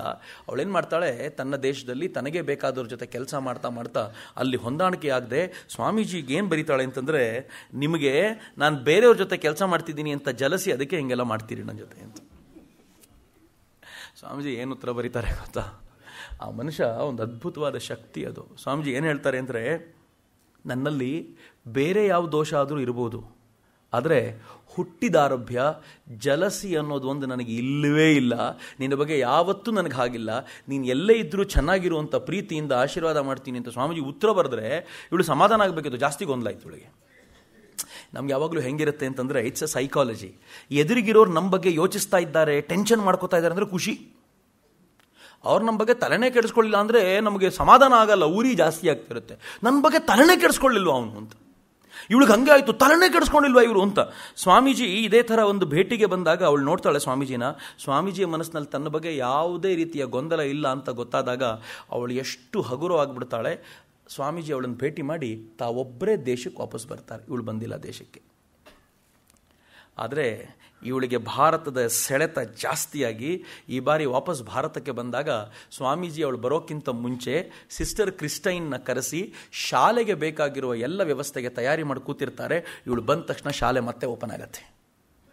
ಶಾಲೆ ಓಪನ್ ಆಗಿ ನಿಧಾನವಾಗಿ ಇವಳು ಭಾರತದ ಕ್ರಾಂತಿ ಕ್ಷೇತ್ರದಲ್ಲಿ ತನ್ನ ಕೆಲಸವನ್ನು ವ್ಯಾಪ್ತಿಯನ್ನು ವಿಸ್ತಾರ ಮಾಡ್ಕೊಳ್ತಾ 1901-2 ಆ ಸಂದರ್ಭದಲ್ಲಿ ಸ್ವಾಮೀಜಿ ಒಂದ್ಸಲ ಅವಳನ್ನು ಕರೆದು ಹೇಳ್ತಾರೆ, ನಾನು ಪ್ರಯಾಣಕ್ಕೆ ಹೊರಡೋ ಸಮಯ ಬಂದಿದೆ ಅಂತ. ಇವಳಿಗೆ ಅರ್ಥ ಆಗಲಿಲ್ಲ. ಪ್ರಯಾಣಕ್ಕೆ ಹೊರಡೋದು ಅಂದರೆ ಎಲ್ಲೋ ಸ್ವಾಮೀಜಿ ಹಿಮಾಲಯದ ಕಡೆಗೆ ಎಲ್ಲೋ ಒಂದು ಸುತ್ತು ಹೋಗಿ ಬರಬೇಕು ಅಂತ ಇರ್ಬೋದು ಅಂತ ಅಂದ್ಕೊಂಡಿರ್ತಾಳೆ. ಭಾಳ ಸುಂದರವಾದ ರೋಮಾಂಚನಕಾರಿಯಾದ ಮನಸ್ಸಿಗೆ ಮುಟ್ಟುವಂಥ ಒಂದೆರಡು ಘಟನೆಗಳು ಅವಳ ಜೀವನದ್ದು. ಸ್ವಾಮಿ ವಿವೇಕಾನಂದರನ್ನು ಅವಳ ಹತ್ತಿರದಿಂದ ಮಾರ್ಗದರ್ಶನ ತಗೊಳ್ಳಿಕ್ಕೆಲ್ಲ ಹೋಗ್ತಿದ್ದವಳು. ಸ್ವಾಮೀಜಿ 1-2 ಸಲ ಅವಳು ಮನೆಗೆ ಬಂದು ಅವಳನ್ನ ಆಶೀರ್ವಾದ ಮಾಡಿದರು. ಒಂದು ಸಲ ಬಹುಶಃ 1904 ಜುಲೈ 1ನೇ ತಾರೀಕು ಅದರ ಹಿಂದಿನ ದಿನವೋ ಸ್ವಾಮೀಜಿ ಅವಳು ಮನೆಗೆ ಬಂದುಬಿಡ್ತಾರೆ. ಅವಳು ತಾನು ಮಾಡಿಕೊಟ್ಟಿರುವಂಥ ತಿಂಡಿನ ಸ್ವಾಮೀಜಿ ಪ್ರೀತಿಯಿಂದ ತಿಂತಾರೆ. ಅದಾದ ಮರುದಿನ ಸ್ವಾಮೀಜಿ ತನ್ನ ಮನೆಗೆ ಕರೆಸ್ಕೊಳ್ತಾರೆ, ತನ್ನ ಕೋಣೆಗೆ ಕರೆಸ್ಕೊಳ್ತಾರೆ. ಅವತ್ತು ಏಕಾದಶಿ, ಸ್ವಾಮೀಜಿ ಉಪವಾಸ. ಅದರ ಸ್ವಾಮೀಜಿ ಏನು ಮಾಡ್ತಾರೆ ಗೊತ್ತಾ, ಇವಳಿಗೆ ತಾನೇ ಕೈಯಾರೆ ಮಾಡಿದ ತನ್ನ ಕೋಣೆಯಲ್ಲಿದ್ದಂಥ ತಿಂಡಿಯನ್ನು ಅವಳು ತಿನ್ಲಿಕ್ಕೆ ಹೇಳಿ, ಅವಳು ತಿಂದ ನಂತರ ಏನು ಮಾಡ್ತಾರೆ ಗೊತ್ತಾ, ಯಾರಿಗೆ ಸಿಗುತ್ತೆ ಈ ಭಾಗ್ಯ ಯೋಚನೆ ಮಾಡಿ, ನೀರು ತೊಗೊಂಡು ಬಂದು ಅವಳ ಕೈಯನ್ನು ತೊಳೆದು ಟವೆಲ್ ತೊಗೊಂಡು ಬಂದು ಒರೆಸ್ತಾರೆ ಕೈನ. ಅವಳು ಕೇಳ್ತಾಳೆ, ಸ್ವಾಮೀಜಿ ನಾನು ನಿಮ್ಮ ಶಿಷ್ಯೆಯಾಗಿ ನಾನು ಈ ಕೆಲಸ ಮಾಡಬೇಕಿತ್ತು, ನೋಡಿದ್ರೆ ನೀವೇ ಈ ಕೆಲಸ ಮಾಡ್ತಿದ್ದೀರಲ್ಲ ಅಂದರೆ ಏನು ಹೇಳ್ತಾರೆ ಗೊತ್ತಾ ಸ್ವಾಮೀಜಿ, ಯಾಕೆ ಜೀಸಸ್ ಕ್ರೈಸ್ಟು ತನ್ನ ಶಿಷ್ಯರ ಸೇವೆ ಮಾಡಲಿಲ್ವಾ, ನಾನು ಮಾಡಬಾರ್ದಾ? ಅವಳು ಬಾಯಿ ತುದಿಗೆ ಬರುತ್ತೆ. ಏನು ಬರುತ್ತೆ ಗೊತ್ತಾ, ಸ್ವಾಮೀಜಿ ಅದು ಕೊನೆ ದಿನ ಅಲ್ವಾ ಮಾಡಿದ್ದು, ನೀವ್ಯಾಕೆ ಈಗ ಮಾಡ್ತಿದ್ದೀರಿ ಅಂತ ಯಾರಾದರೂ ಹಂಗೆ ಕೇಳ್ತಾರಾ ಅಂತಾನೆ ಸುಮ್ಮನಾಗ್ತಾಳೆ ಅವಳು. ಅವಳು ವಾಪಸ್ ಬಂದಾಗ ಸ್ವಾಮೀಜಿ ಲುಕ್ಸ್ ಹೆಲ್ತಿ. ಸ್ವಾಮೀಜಿಯ ಹೆಲ್ತ್ ತೀರಾ ಕೆಟ್ಟಿದ್ದ ಕಾಲ. ಒಬ್ಬ ಅಯೋಗ್ಯ ಕರ್ನಾಟಕದಲ್ಲಿ ಒಂದು ಲೇಖನ ಬರೆದ, ನಾನು ನೆನಪಿಸ್ಕೊಳ್ಬಾರ್ದು ಅಂದರೆ ನೆನಪಾಗ್ಬಿಡ್ತಾನೆ, ಏನು ಮಾಡಲಿ. ಲೇಖನ ಬರೆದು ಸ್ವಾಮೀಜಿಗೆ 31 ಥರದ ಕಾಯಿಲೆ ಇತ್ತು ಅಂತ ಬರೆದ. ಸ್ವಾಮೀಜಿಗೆ ಅಫ್ಕೋರ್ಸ್ ಕಾಲಿನ ನೋವು ಭಾಳ ಇತ್ತು, ಸ್ವಾಮೀಜಿಗೆ ಗಂಟುಗಳಲ್ಲಿ ನೋವಿತ್ತು, ಸ್ವಾಮೀಜಿಗೆ ಶುಗರ್ ತನ್ನ ಫ್ಯಾಮಿಲಿಯಿಂದ ಬಂದಿರುವಂಥದ್ದು, ಬ್ಲಡ್ ಪ್ರೆಷರ್ ಸ್ವಾಮೀಜಿದು ಹೈಟ್ ಇತ್ತು. ಸ್ವಾಮೀಜಿ ಜಾಗದಲ್ಲಿ ನಾವು ನೀವಿದ್ದರೆ ಸತ್ತೇ ಹೋಗಿರ್ತಿದ್ವಿ, ಬ್ಲಡ್ ಪ್ರೆಷರ್ ಹೈಟ್ ಆಗದೆ ಇನ್ನೇನು. ಸ್ವಾಮೀಜಿ ಈ ದೇಶದ ಪರಿಸ್ಥಿತಿ ನೋಡಿ ಎಷ್ಟು ವ್ಯಗ್ರರಾಗ್ತಿದ್ರು ಅಂತಂದರೆ ಸಹಜ ಅದು. ಸ್ವಾಮೀಜಿ ಎಷ್ಟು ಕೆಲಸ ಮಾಡಿದ್ರು ಅಂದರೆ 30ನೇ ವಯಸ್ಸಿಗೆ ಅಮೆರಿಕಾದಲ್ಲಿ ಭಾಷಣ ಮಾಡಿದ ಸ್ವಾಮೀಜಿ 37ನೇ ವಯಸ್ಸಿನ ವೇಳೆಗೆ ಈ ದೇಶ ಮತ್ತು ಜಗತ್ತಿಗೆ ಬೇಕಾಗಿರುವ ಎಲ್ಲ ಸಂದೇಶವನ್ನು ಕೊಟ್ಟಾಗಿತ್ತು. ಮುಂದಿನ 1000 ವರ್ಷಗಳಿಗೆ ಸಾಕಾಗುವ ಸಂದೇಶವನ್ನು 7 ವರ್ಷದಲ್ಲಿ ಕೊಟ್ಟಿದ್ದ ಪುಣ್ಯಾತ್ಮ. ಒಂದು ದಿನ ಪುರುಸೊತ್ತಿಂದ ನಿದ್ದೆ ಮಾಡಲಿಕ್ಕೆ ಅವಕಾಶ ಇರಲಿಲ್ಲ. ಸ್ವಾಮೀಜಿಗೆ ಕೈ ಮುಟ್ಟಿದರೆ ಜೀವ ಹೋಗುವಷ್ಟು ನೋವಾಗ್ತಿತ್ತಂತೆ. ಆತ್ಮೀಯರಿಗೆ ಮಾತ್ರ ಗೊತ್ತಾಗ್ತಿದ್ದ ಸಂಗತಿ. ಅದನ್ನು ಹೇಳ್ತಾ ಅನೇಕರು ಹೇಳ್ತಾರೆ, ಸ್ವಾಮೀಜಿ ತಮ್ಮ ದೇಹವನ್ನು ಸರಿಯಾಗಿ ನೋಡ್ಕೊಳ್ಳಿಲ್ಲ ಅಂತ. ದೇಹವನ್ನು ನೋಡ್ಕೊಳ್ಳಿಕ್ಕೆ ಪುರ್ಸೊತ್ತಿರಲಿಲ್ಲ ಅವರಿಗೆ, ನೋಡ್ಕೊಳ್ಳಿಲ್ಲ ಅಂತಲ್ಲ. ನಿವೇದಿತಾನೆ ಹೇಳ್ತಾಳಲ್ಲ, ಸ್ವಾಮೀಜಿ ಏನಾದರೂ ಪ್ರೀತಿ ಹಂಚ್ಕೊಂಡಿದ್ದಿದ್ರೆ ಇವತ್ತಿಗೂ ಮರದ ಕೆಳಗೆ ಕೂತ್ಕೊಂಡು ಇವತ್ತಿಗೂ ಪ್ರೀತಿ ಹಂಚ್ಕೊಂಡು ಹಾಯಾಗಿರ್ತಿದ್ರು ಬೇರೆಯವ್ರ ಥರ. ಆದರೆ ಸ್ವಾಮೀಜಿ ಎಲ್ಲ ಸವಾಲುಗಳನ್ನು ಎದುರಿಸಲಿಕ್ಕೆ ಸಿದ್ಧರಾಗಿ ನಿಂತರು, ಎಲ್ಲ ಸಮಸ್ಯೆಗಳನ್ನು ಮೈಮೇಲೆ ಎಳ್ಕೊಂಡು ನಿಂತ್ಕೊಂಡ್ರಲ್ಲ. ಅದಕ್ಕೋಸ್ಕರ ಸ್ವಾಮಿ ವಿವೇಕಾನಂದರವರು, ಅವರಿಗೆ 31 ಕಾಯಿಲೆ ಅಲ್ಲದೆ 301 ಕಾಯಿಲೆ ಇದ್ದಿದ್ರೂ ಕೂಡ ನಾನು ಇದೇ ಗೌರವದಿಂದ ಸ್ವಾಮೀಜಿಗೆ ಜೈಕಾರ ಹೇಳಿರ್ತಿದ್ದೆ ಅಂತ. ಅದು ಸ್ವಾಮೀಜಿಯ ಘನತೆ. ಅರ್ಥ ಆಗಬೇಕು ಅಂದರೆ ಹೃದಯ ಬೇಕು ಅಂತ ಸ್ವಾಮೀಜಿ ಹೇಳ್ತಾರೆ. ಈ ವಿವೇಕಾನಂದ ಏನು ಮಾಡಿದ್ದಾನೆ ಅಂತ ಗೊತ್ತಾಗಬೇಕು ಅಂತಂದರೆ ಇನ್ನೊಬ್ಬ ವಿವೇಕಾನಂದನೇ ಬರಬೇಕು, ಎಲ್ರಿಗೂ ಅರ್ಥ ಆಗಲ್ಲ ಈ ಮಾತು ಅಂತ. ನಿವೇದಿತಾಳಿಗೆ ಅವತ್ತು ಸಂಜೆ ಸುದ್ದಿ ಬಂತು, ಸ್ವಾಮಿ ವಿವೇಕಾನಂದರ ಹೆಲ್ತ್ ಈಸ್ ವೆರಿ ಗುಡ್ ಅಂತ. ಶಿ ವಾಸ್ ಹ್ಯಾಪಿ, ಭಾಳ ಖುಷಿ ಅವಳಿಗೆ. ಆದರೆ ಮರುದಿನ ಬೆಳಗ್ಗೆ ಸುದ್ದಿ ಬಂತು, ಸ್ವಾಮೀಜಿ ದೇಹತ್ಯಾಗ ಆಗಿದೆ ಅಂತ. ಇಮ್ಯಾಜಿನ್ ಮಾಡಿ, ಮುಂಚಿನ ದಿನ ಕರ್ಕೊಂಡು ಹೋಗಿ ಕೈ ತುಳಿದ ಮನುಷ್ಯ ಯೇಸು ಕ್ರಿಸ್ತ ತನ್ನ ಶಿಷ್ಯರ ಸೇವೆ ಮಾಡಲಿಲ್ವಾ ಅಂತ ಕೇಳಿ ಇವತ್ತು ಒಂದು ದೇಹತ್ಯಾಗ ಆಗಿದೆ ಅಂತ ಗೊತ್ತಾದಾಗ ಅವಳಿಗೆ ಆಗಿರ್ಬೋದಾದ ಸಂಕಟ ಎಂಥದ್ದಿರ್ಬೋದು ಅಂತ. ಆ ಸಂಕಟಕ್ಕೆ ಒಳಗಾದಂಥ ಆಕೆ ಸ್ವಾಮಿ ವಿವೇಕಾನಂದರ ಆ ದೇಹವನ್ನು ನೋಡಬೇಕು ಅಂತ ಧಾವಿಸ್ತಾಳೆ, ಓಡ್ತಾಳೆ. ಅವಳು ಹೇಗೆ ಹೋಗಿದ್ದಾಳೋ ದೇವರೇ ಬಲ್ಲ. ಅಲ್ಲಿಗೆ ಹೋಗಿ ಸ್ವಾಮೀಜಿಯವರ ಅಂತ್ಯದ ಸಮಯದ ಎಲ್ಲ ಘಟನೆಗಳನ್ನು ಮಾತನಾಡಿಸ್ತಿದ್ದಾಳೆ. ಅವರ ಸ್ವಾಮೀಜಿಗೆ ಹೊಸ ಕೇಸರಿ ಬಟ್ಟೆ ಉಡಿಸಲಾಯಿತು. ಅವರ ಅಂತಿಮ ಯಾತ್ರೆ ನಡೀತಾ ಇದೆ. ಅಂತಿಮ ಯಾತ್ರೆಯಲ್ಲಿ ಭಾಗವಹಿಸಿದ್ಲು. ಅವರಿಗೆ ಶವಕ್ಕೆ, ಅವರ ಚಿತೆಗೆ ಬೆಂಕಿ ಕೊಡಬೇಕಾದಾಗ ಒಂದು ಸಣ್ಣ ಕೇಸರಿ ಬಟ್ಟೆ ಇತ್ತು. ಸ್ವಾಮೀಜಿ ಕೊನೆಯಲ್ಲಿ ಬಳಸಿದ ಬಟ್ಟೆ ಅಂತ ಸದಾನಂದರು ಹೇಳಿದರು, ಸ್ವಾಮಿ ಸದಾನಂದರು ಹೇಳಿದರು. ಹಂಗಂದಾಗ ಅವಳು ಬಾಯಿ ತುದಿಗೆ ಬಂತು, ನನಗೆ ಕೊಡ್ತೀರಾ ಅದನ್ನು ಸ್ವಾಮೀಜಿ ನೆನಪಿಗೆ? ಕೇಳಿದರೆ ಸದಾನಂದರು ಕೊಟ್ಟು ಇರ್ತಿದ್ರು. ಅವಳಿಗೆ ಅನ್ಸಿತ್ತು ಜೋಸೆಫಿನ್ ಮ್ಯಾಕ್ಲೈಡ್ಗೂ ಒಂದು ಚೂರು ಇದರಲ್ಲಿ ಕಳಿಸ್ಕೊಡ್ಬೇಕು ಅಂತ ಮನಸ್ಸಲ್ಲಿತ್ತು. ಆದರೆ ಕೇಳಿದರೆ ಇನ್ನೀ ಸನ್ಯಾಸಿಗಳು ತಪ್ಪು ತಿಳ್ಕೊಳ್ತಾರೆ ಅನ್ನೋ, ನಾನು ಹೆಂಗೆ ಕೇಳೋದು, ಸ್ವಾಮೀಜಿಯ ಬಟ್ಟೆ ಕೊಡಿ ಅಂತ ಕೇಳೋದು ಸರಿ ಹೋಗಲ್ಲ ಅಂತ ಸುಮ್ಮನೆ ಇದ್ಲು. ಚಿತೆಗೆ ಬೆಂಕಿ ಹಚ್ಚಿ 4-6 ಗಂಟೆಗಳಾದರೂ ಎದ್ದೋಗಲಿಲ್ಲ ಇವಳು. ಆ ಬೆಂಕಿಗೆ ಗಾಳಿಯ ಕೆನ್ನಾಲಿಗೆ ಊರಿಗೆ ಹಬ್ಬೋ ಅಂತೆ ಉರಿತಾ ಇತ್ತಲ್ಲ, ಇದ್ದಕ್ಕಿದ್ದಂತೆ ಕಣ್ಣೀರನ್ನು ಸುರಿಸಿ ಕಣ್ಣೀರು ಬತ್ತು ಹೋಗಿದ್ರೆ ಒಂದು ಜೋರಾದ ಗಾಳಿ ಬೀಸ್ತು. ಯಾರೋ ಬಂದು ಇವಳು ತೊಡೆನ ಮುಟ್ದಂತಾಯ್ತು ಇವಳಿಗೆ. ಯಾರು ಅಂತ ನೋಡಿದರೆ ಪಕ್ಕದಲ್ಲಿದ್ದ ಬಟ್ಟೆ ಹಾರಿ ಬಂದು ಇವಳು ಕಾಲ ಮೇಲೆ ಬೀಳಬೇಕೇನ್ರಿ. ಅವಳಿಗೆ ಅನ್ನಿಸ್ತು ಸ್ವಾಮೀಜಿ ನನ್ನನ್ನು ಬಿಡಲಿಲ್ಲ ಅಂತ. ಸ್ವಾಮಿ ವಿವೇಕಾನಂದರ ವೈಶಿಷ್ಟ್ಯ ಅದೇ, ಯಾರ್ಯಾರು ನಂಬಿದ್ರು ಅವರನ್ನು ಯಾವತ್ತೂ ಕೈ ಬಿಡಲೇ ಇಲ್ಲ. ಅವಳಿಗೊಂಥರ ಅದೊಂದು ಆಶೀರ್ವಾದದ ಸಂಕೇತ, ಸ್ವಾಮೀಜಿ ನನ್ನ ಜೊತೆ ಇದ್ದಾರೆ ಅಂತ. ದೇಹತ್ಯಾಗ ಆಗಿದೆ ನಿಜ, ಆದರೆ ಅವರ ಸ್ಪಿರಿಟ್ ಈಗಲೂ ಕೆಲಸ ಮಾಡ್ತಿದೆ, ಅದು ನನ್ನ ಜೊತೆ ಇದೆ ಅಂತ.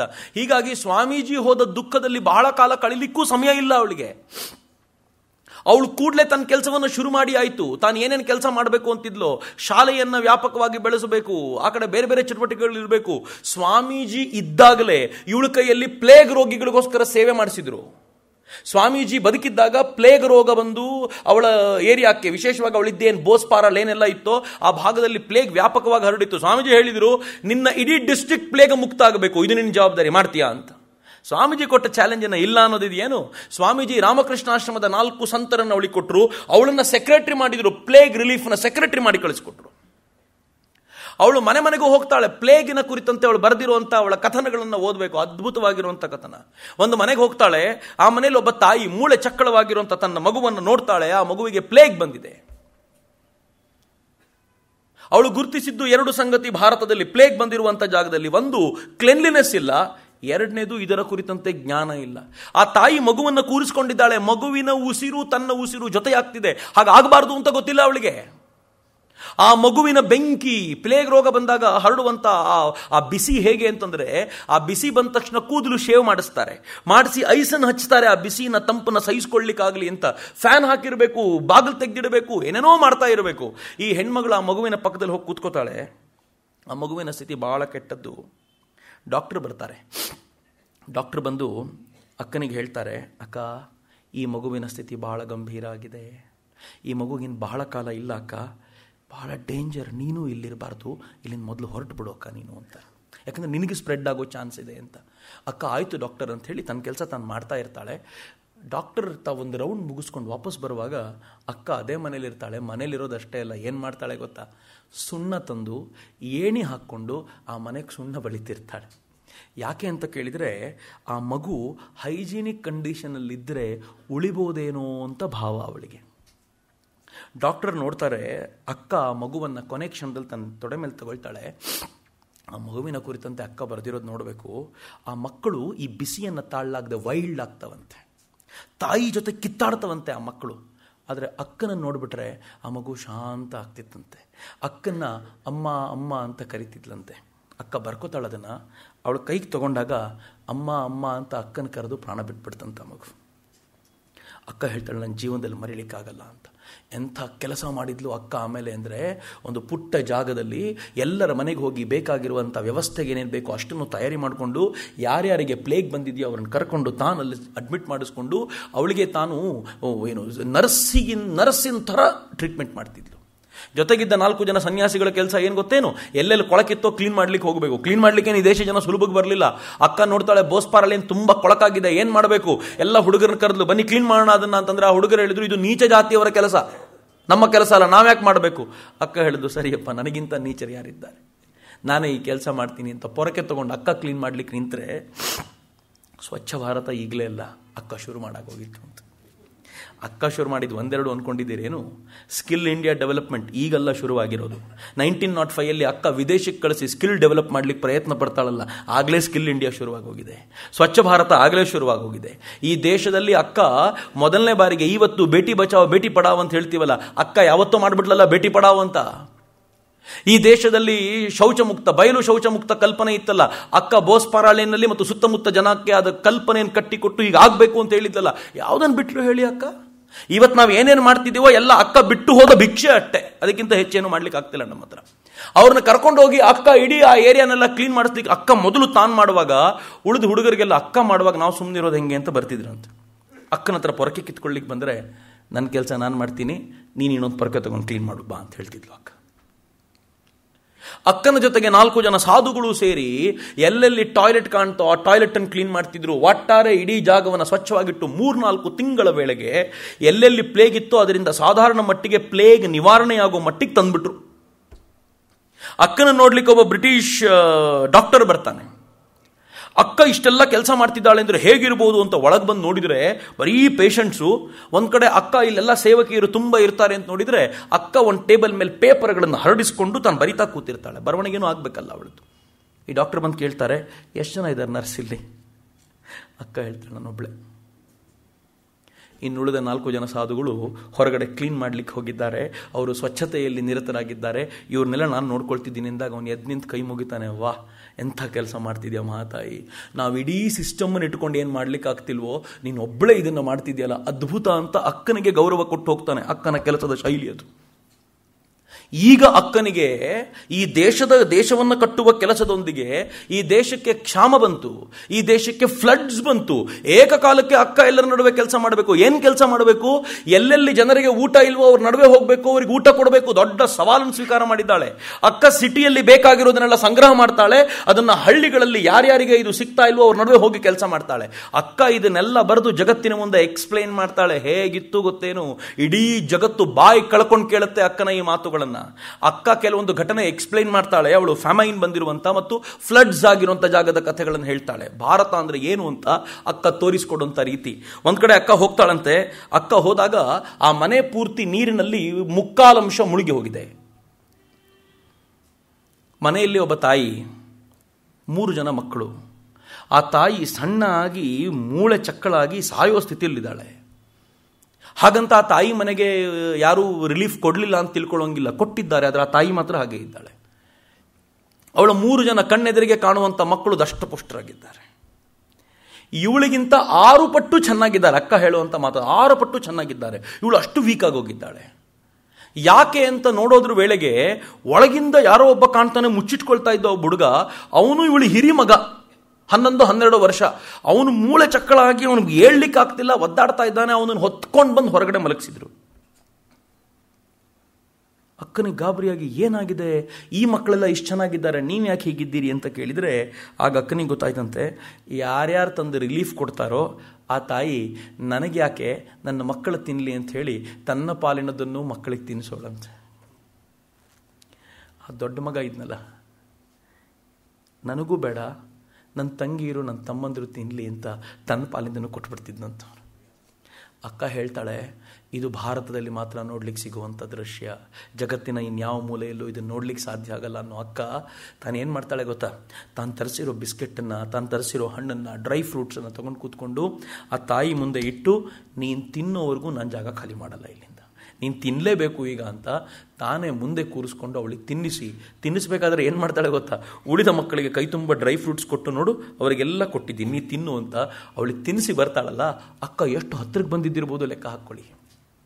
ಅಕ್ಕ ಹೃದಯ ವಿದ್ರಾವಕವಾದ ಕಥೆಯನ್ನು ಹೇಳ್ತಾಳೆ. ಈ ದೇಶದ ಅನೇಕ ತಾಯಂದಿರು, ಕೆಲವು ತಾಯಂದಿರಂತೂ ಅಕ್ಕ ಹೇಳ್ತಾಳೆ ತಮ್ಮ ಮಕ್ಕಳನ್ನು ಮಾರ್ಕೊಳ್ಳಿಕ್ಕೆ ಸಿದ್ಧರಾಗಿದ್ರು ಅಂತ. ನಂಗೆ ಗೊತ್ತಿಲ್ಲ ನಾನು ಇದನ್ನು ಕನೆಕ್ಟ್ ಮಾಡ್ಬೋದಾ ಹೇಗೆ ಅಂತ. ಅಕ್ಕನೂ ಇದ್ರ ಬಗ್ಗೆ ಸೂಕ್ಷ್ಮ ಉಲ್ಲೇಖ ಮಾಡ್ತಾಳೆ. ಬ್ರಿಟಿಷರು ಈ ದೇಶದಲ್ಲಿ ಈ ಥರದ ಭಯಾನಕವಾದ ಕ್ಷಾಮ ಹುಟ್ಟಾಕ್ಲಿಕ್ಕೆ ಮಹತ್ವದ ರೀಸನ್ ಮತ್ತೊಂದೇನು ಅಂತಂದರೆ, ಅವರು ಯಾವುದಾವುದೋ ದೇಶಕ್ಕೆ ಸ್ಲೇವ್ಗಳಾಗಿ ಕರ್ಕೊಂಡು ಹೋಗಬೇಕಾಗಿತ್ತಲ್ಲ, ಈ ಥರ ಹೊಟ್ಟೆ ಹಸುವು, ಈ ಥರ ಕಷ್ಟ ಅಂತ ಗೊತ್ತಾದವರೆಲ್ಲ ಸ್ಲೇವ್ಸ್ ಆಗಲಿಕ್ಕೆ ತಯಾರಾಗಿ ಬರ್ತಿದ್ರು ಅಂತ. ಏನು ಅಯೋಗ್ಯ ಬುದ್ಧಿ ಇತ್ರಿ ಅವರಿಗೆ, ಎಷ್ಟು ಕೆಡುಕು ಜನ. ನಾನು ಇತ್ತೀಚೆಗೆ ಆಫ್ರಿಕಾಕ್ಕೆ ಹೋದಾಗ, ಡರ್ಬನ್ನಿಗೆ ಹೋದಾಗ ನೋಡ್ತಿದ್ದೆ, ಡರ್ಬನ್ನಲ್ಲಿ 1860ನೇ ಇಸವಿಯಲ್ಲಿ ಹಡಗುಗಳಲ್ಲಿ ತುಂಬಿಕೊಂಡು ಸ್ಲೇವ್ಸ್ ಅನ್ನ ಕರ್ಕೊಂಡು ಬಂದ್ರು ಅಂತ.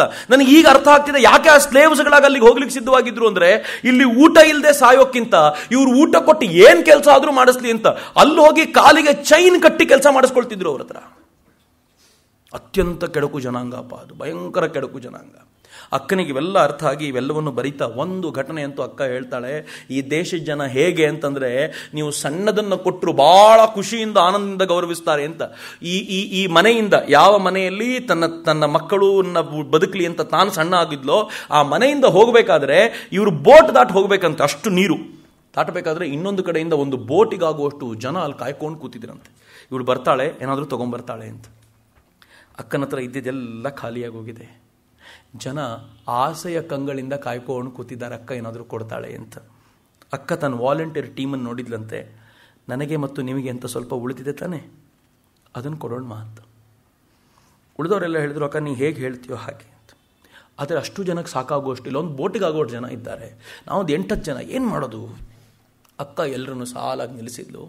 ಗೊತ್ತು ಈಗ ಗಲಾಟೆ ಆಗುತ್ತೆ, ಏನಾದರೂ ಗಲಾಟೆ ಆಗುತ್ತೆ, ಏನು ಮಾಡೋದು, ಸಹಿಸ್ಕೋಬೇಕು ಅಂತ.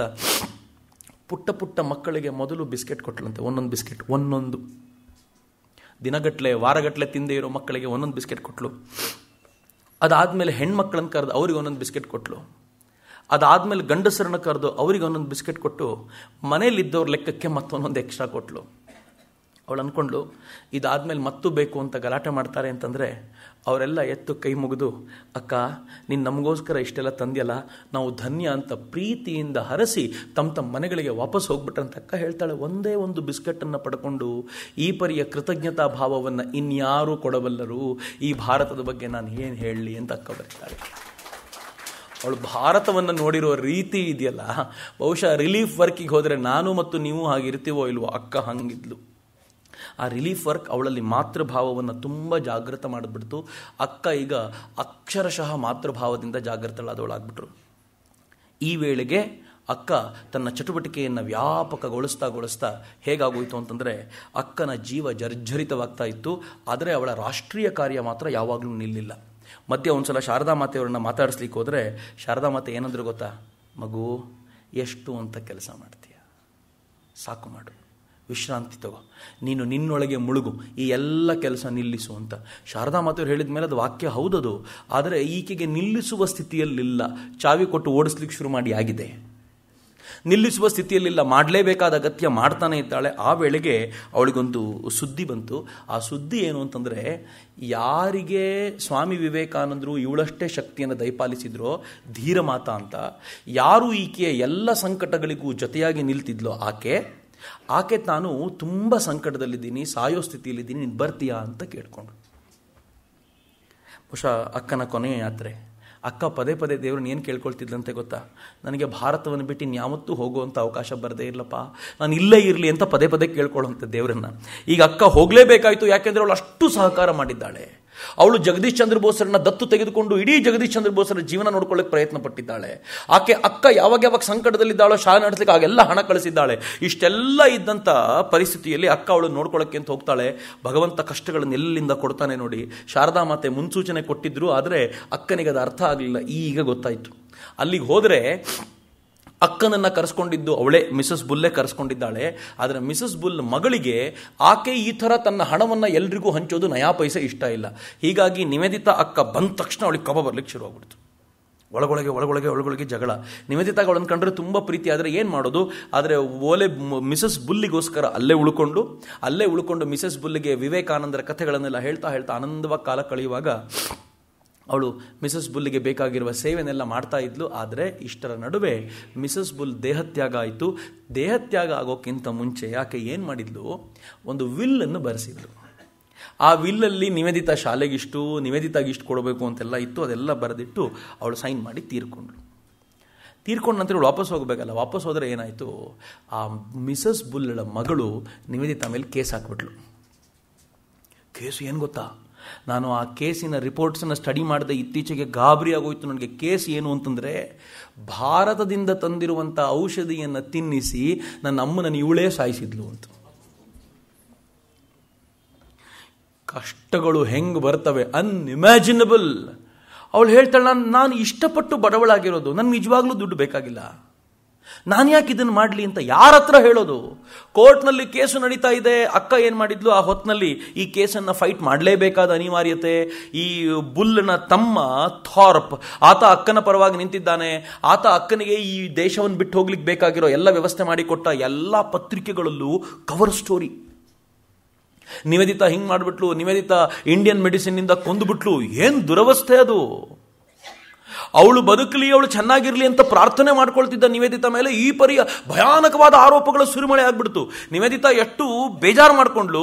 ಹಾಗೆ ತನ್ನ ಈ ದೇಶಕ್ಕೆ ವಾಪಸ್ ಬರ್ಲಿಕ್ಕೆ ಎಲ್ಲ ಸಿದ್ಧತೆಯನ್ನು ಮಾಡ್ಕೊಂಡು ಬಹಳ ದುಃಖದಿಂದ ತಾನು ಈ ದೇಶಕ್ಕೆ ವಾಪಸ್ ಬಂದ್ಲು. ಹಾಗಂತ ದುಡ್ಡು ಬೇಡ ಅನ್ನೋ ಸ್ಥಿತಿಯಲ್ಲೂ ಇರಲಿಲ್ಲ ಅವಳು. ಯಾಕೆ ದುಡ್ಡು ಬೇಡ ಅನ್ನೋ ಸ್ಥಿತಿಯಲ್ಲಿ ಇರಲಿಲ್ಲ ಅಂತಂದ್ರೆ, ಅವಳ ಶಾಲೆ ನಡೆಸಲಿಕ್ಕೆ ಅವಳಿಗೆ ಆ ದುಡ್ಡು ಬೇಕೇ ಬೇಕಾಗಿತ್ತು.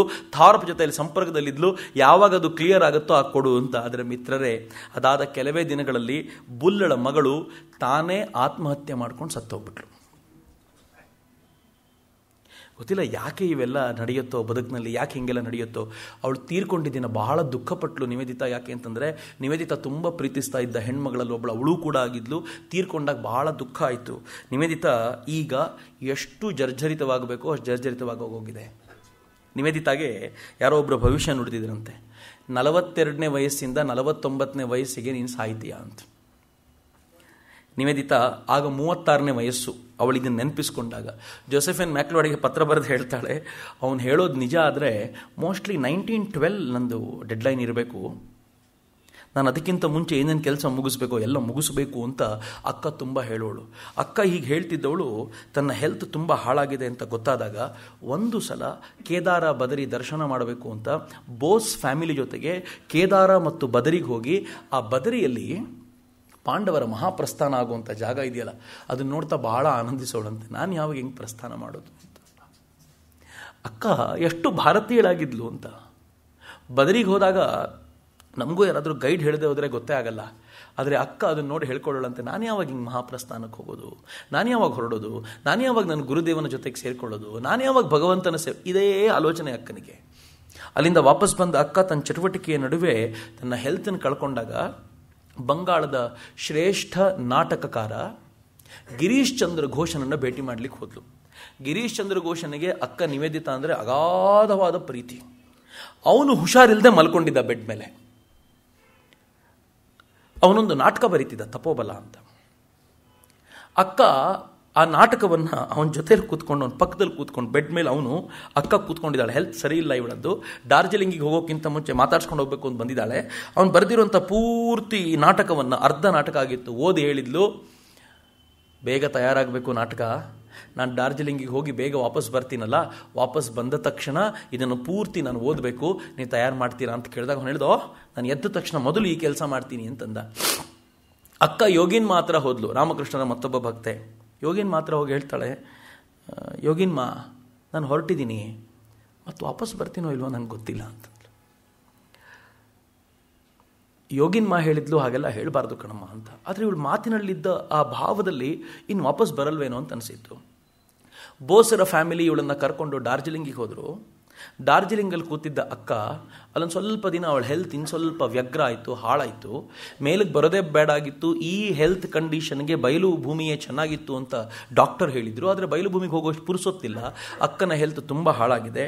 ಫೈನಲಿ ಅಕ್ಕ ಹೋಗೋದು ಖಾತ್ರಿ ಆದಾಗ ತಾನು ಮಾಡಬೇಕಾಗಿರೋ ಎಲ್ಲ ಕೆಲಸವನ್ನು ಮುಗಿಸಿ ಒಂದು ದಿನ ತನ್ನ ಜೊತೆಯಲ್ಲಿದ್ದಂಥ ಹೆಣ್ಮಗಳಿಗೆ ಬೋಸರ ಫ್ಯಾಮಿಲಿಯವ್ರಿಗೆ ಹೇಳಿದ್ದಂತೆ, ನಾವೇ ಮುಳುಗ್ತಾ ಇದೆ, ನನಗೆ ಸೂರ್ಯೋದಯ ಕಾಣ್ತಾ ಇದೆ ಅಂತಂದು ಅಕ್ಕ.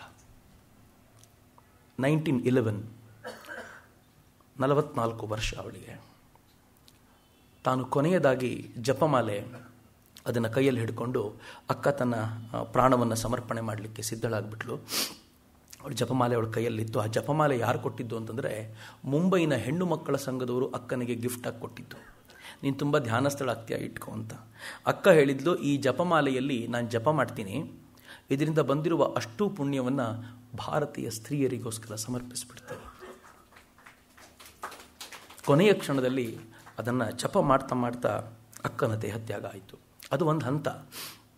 ಆದರೆ ತಪೋಬಲ ನಾಟಕವನ್ನು ಕಂಪ್ಲೀಟ್ ಮಾಡಿದ ಗಿರೀಶ್ ಚಂದ್ರ ಘೋಷನಿಗೆ ವಿಷಯ ಗೊತ್ತಾಯ್ತಲ್ಲ. ಆ ನಾಟಕದ ಆರಂಭದ ಸಾಲುಗಳು ಏನು ಬರೀತಾರೆ ಗೊತ್ತಾ ಗಿರೀಶ್? ಅಕ್ಕ, ನಾನು ಹುಷಾರಾಗಿಲ್ಲದೆ ಮಲಗಿದ್ದಾಗ ವಾಪಸ್ ಬರ್ತೀನಿ, ತಪೋಬಲ ಕಂಪ್ಲೀಟ್ ಮಾಡು ಅಂತ ನೀ ಹೇಳಿ ಹೋಗಿದ್ದೆ. ನಾ ಕಂಪ್ಲೀಟ್ ಮಾಡಿದ್ದೀನಿ ಅಕ್ಕ, ಬಂದು ಓದಲ್ವಾ?